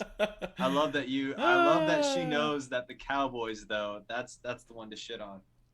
Of course. But for real, I think the Cowboys are actually for real. I think that, yes, they should have beat up on this Philadelphia team, but they've played the Chargers close. They've played the Bucks close.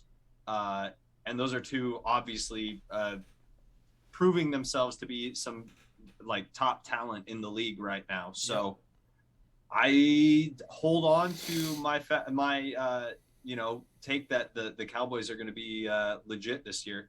They're 2-1. Looking good. I hold on to it. Jess says she doesn't know shit. That was Miguel. So Miguel, man, I hope you saw our Steelers take, dude, because we are questioning your team entirely. I'm sorry, dude. The Steelers are a big question mark. All right, boys, it's time to face. It's time to face what happened. We gotta face the music. I have to play the graphic. We can cry during the graphic, and then it's time to talk about it. It's time for Niners Nightly on the AGAP podcast. On the AGAP podcast. That's not right. AGAP podcast. Oh boy. Oh fuck. All right, boys. Final score. Fuck. Packers 30, 49ers 28. Nah. My note was sad boys are fucking sad. Yeah, we're sad. We're pretty fucking sad. That hurt. We're pretty sad. It hurt. They were the better team. They deserved to win. It would have been a steal of a win if the Niners pulled it out. I know there's a lot of things you can say, but I think the Green Bay Packers were the much better team. I think it showed, and I don't think this is a Super Bowl roster right now. Wow, I would agree. That's a very mature take, I will say. Because I'm fucking pissed. It's bullshit. Kyle should have told Jimmy to hold on to the ball longer. He snapped it with 13 seconds on the play clock.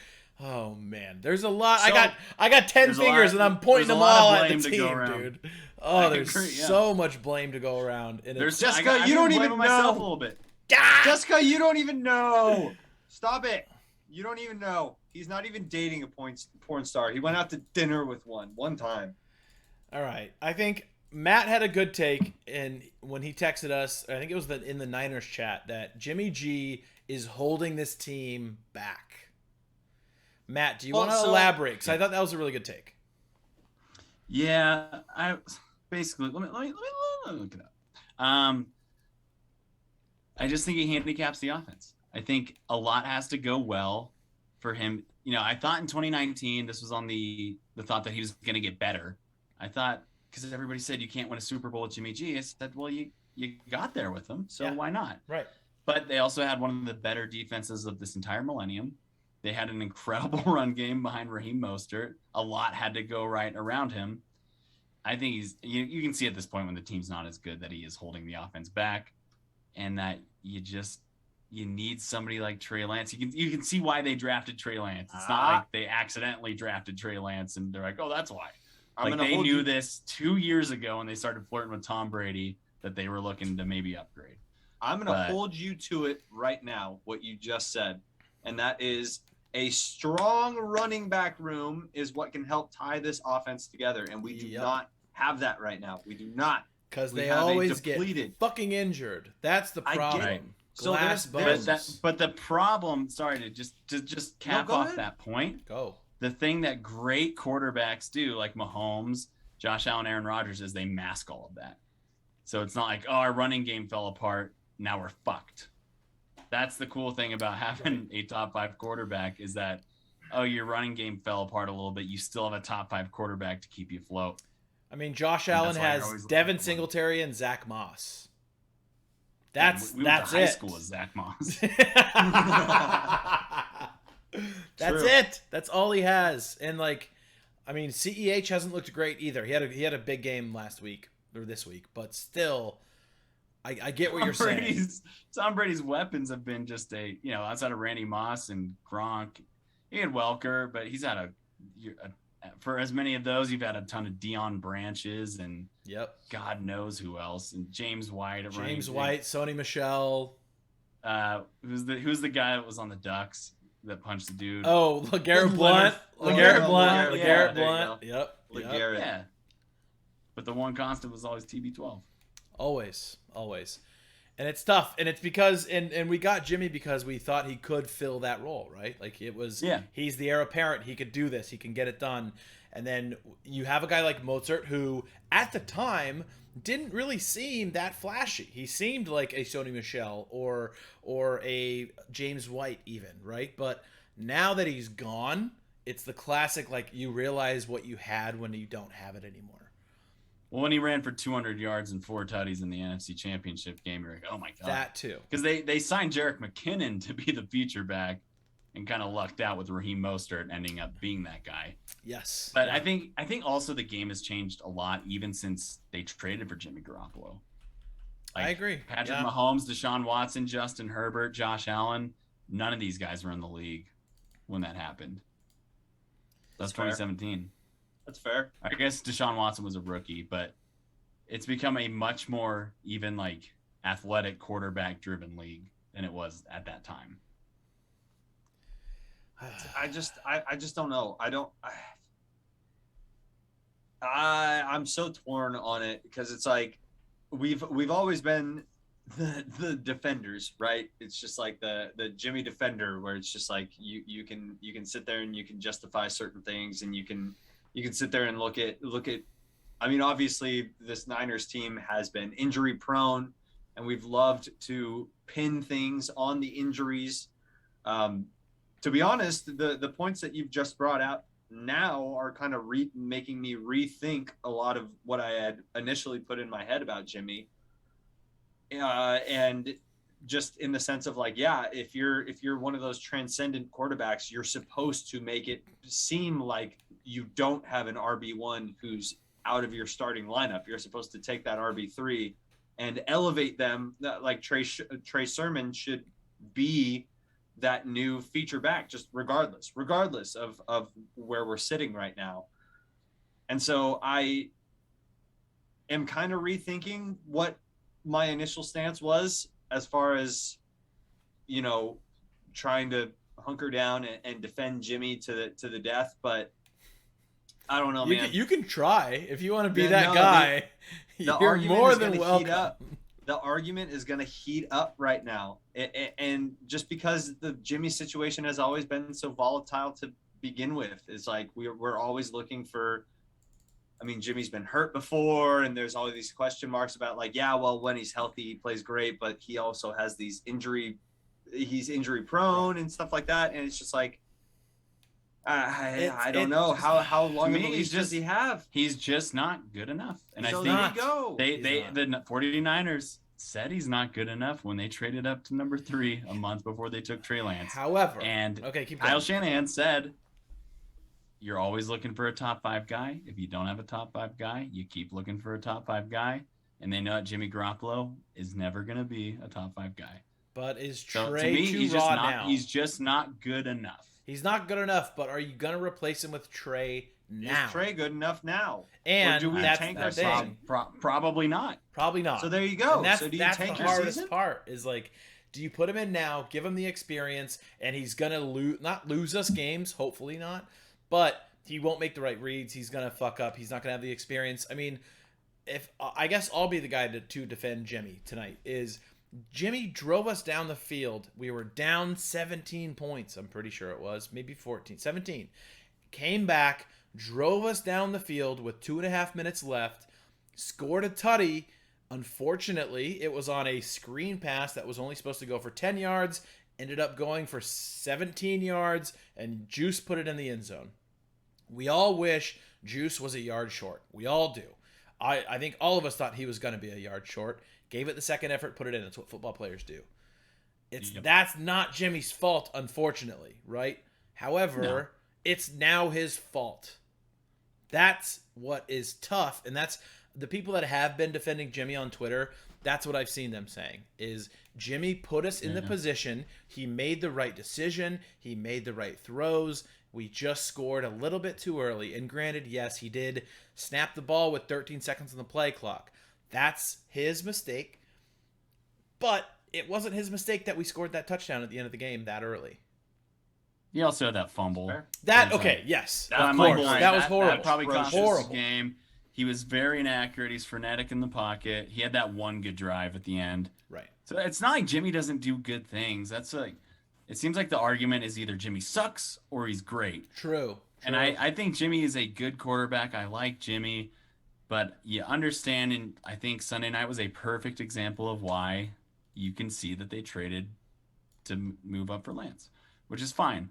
But I think Shanahan's kind of in that hard place right now where, almost like Nagy, where he's saying, Trey Lance isn't ready, but I'm also not very happy with Jimmy probably. Yeah. So you're kind of stuck, but you can't go back once you go with Trey Lance. So I think the move is to keep riding with Jimmy, but you have to incorporate Trey Lance more.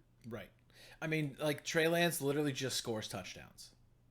And granted, he's put in the game when we're on the 5-yard line. It's kind of like okay, he set up to score the touchdowns. But Matt, I see there's something in the notes here that I might need a little explanation, but I'm just gonna read it as is. It says Jimmy plus the caliber of offense this offense possesses, divided by offense performance, multiplied by injuries equals ? That was my equation to the group. Oh, that was John. That was All right. my equation to the group. This is we're not trying to do math here, okay? Not a math guy. Well, so there was all this. There's all this hype, obviously, between like the Jimmy G and the offense that we possess, and that potential, and then you factor in that this offense is producing at the caliber it's at because of the injuries that we have, which is a running back room that's depleted. And let's be honest, like we rely on a fucking solid RB1. We need somebody who can run these RPOs and read these reads at a super high caliber like Raheem has been able to do, and obviously proved through the first 1.5 games, if we want to call it that. I think that coupled with a good running back or a good running back room right now, somebody who's not hurt, and They're obviously Elijah Mitchell's hurt, Jeff Wilson's hurt. I mean, so they were running on the scrap Michael heap Hasty's on hurt. Sunday. This game in particular too, you Right. don't put a rookie on Devontae Adams. That shit will fucking kill you, and it showed. It killed us. Yeah. It absolutely killed us. We were not ready. So we have injuries at these very specific locations that will hinder us. Our secondary is very suspect. Green Bay is a huge pass-reliant offense that was able to fucking exploit all that. Valdez-Scantling got a bunch of big plays. Devontae Adams obviously has huge plays at the end of the game that lead to the winning drive, the winning field goal. I just feel like there are these holes that are unnecessarily pointing fingers towards people in our offense that the fingers don't necessarily need to be pointed at. That's fair, because at some point you do have to just say, Yeah, fucking Devontae Adams and Aaron fucking Rodgers exploited our second string corners. Like, yeah, that's gonna exactly. happen. My point. So I a lot of people are throwing shit fits about it, and it sucks because it's your team. I get it, but It's my team. I don't know. Like, yeah, it happens. It's my team. Like, It's it's me. gonna happen. It's gonna happen. If you have an elite quarterback like that, that's what's gonna happen. That last throw over Fred Warner over the middle at the very end of the game Yeah. to Devontae Adams, like, tip your hat, man. That's Yeah. a great throw by Beautiful a Hall throw. of Fame quarterback, Beautiful one of the top 5 quarterbacks of our generation. Could have been a Niner. Yeah. But again, it goes back to, if you have these injuries to the secondary, to the running back room, if Aaron Rodgers was on the team, you'd be like, yeah, it sucks, but no sweat, because we still got Could Aaron have been a fucking Niner. Rodgers. Because we're gonna go So- score 45 points. So that to me is the problem, is that the quarterback, it's not Jimmy's fault the Niners lost, No. but it just shows when the other stuff's going wrong and you have to put more on the shoulders of your quarterback, that guy's not good enough. Absolutely. Or not to a He's- level he's, of he's handsome enough. most We handsome all know quarterback that. in the NFL, hands down, bar none.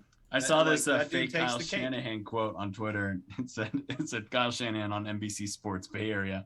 The thing about having a handsome quarterback is it's hard to stay mad at him. You watch the film, you see the throws he should have made, but then he just smiles at you, just staring right into your eyes. Makes you feel safe, and I like that. Me too. All right. When he smiles at me, I feel safe and comforted. Yeah. All right. And I Jimmy, hold on to and then that. he just smiles, and you're like, Fuck. All right. You'll get him next time. you know what you did. Don't worry. Jimmy. Oh god. It's just an awkward bridge period right now, but it'll be exciting to see once Trey's ready. But I think Kyle should do the right thing and wait until that time is right. Who do we have? But in sprinkle week him in a 4? little bit more. Who do we Who have? do in we week have week 4? 4? Let's look it up. Seattle. Oh yeah, Seattle then Fuck. Arizona too.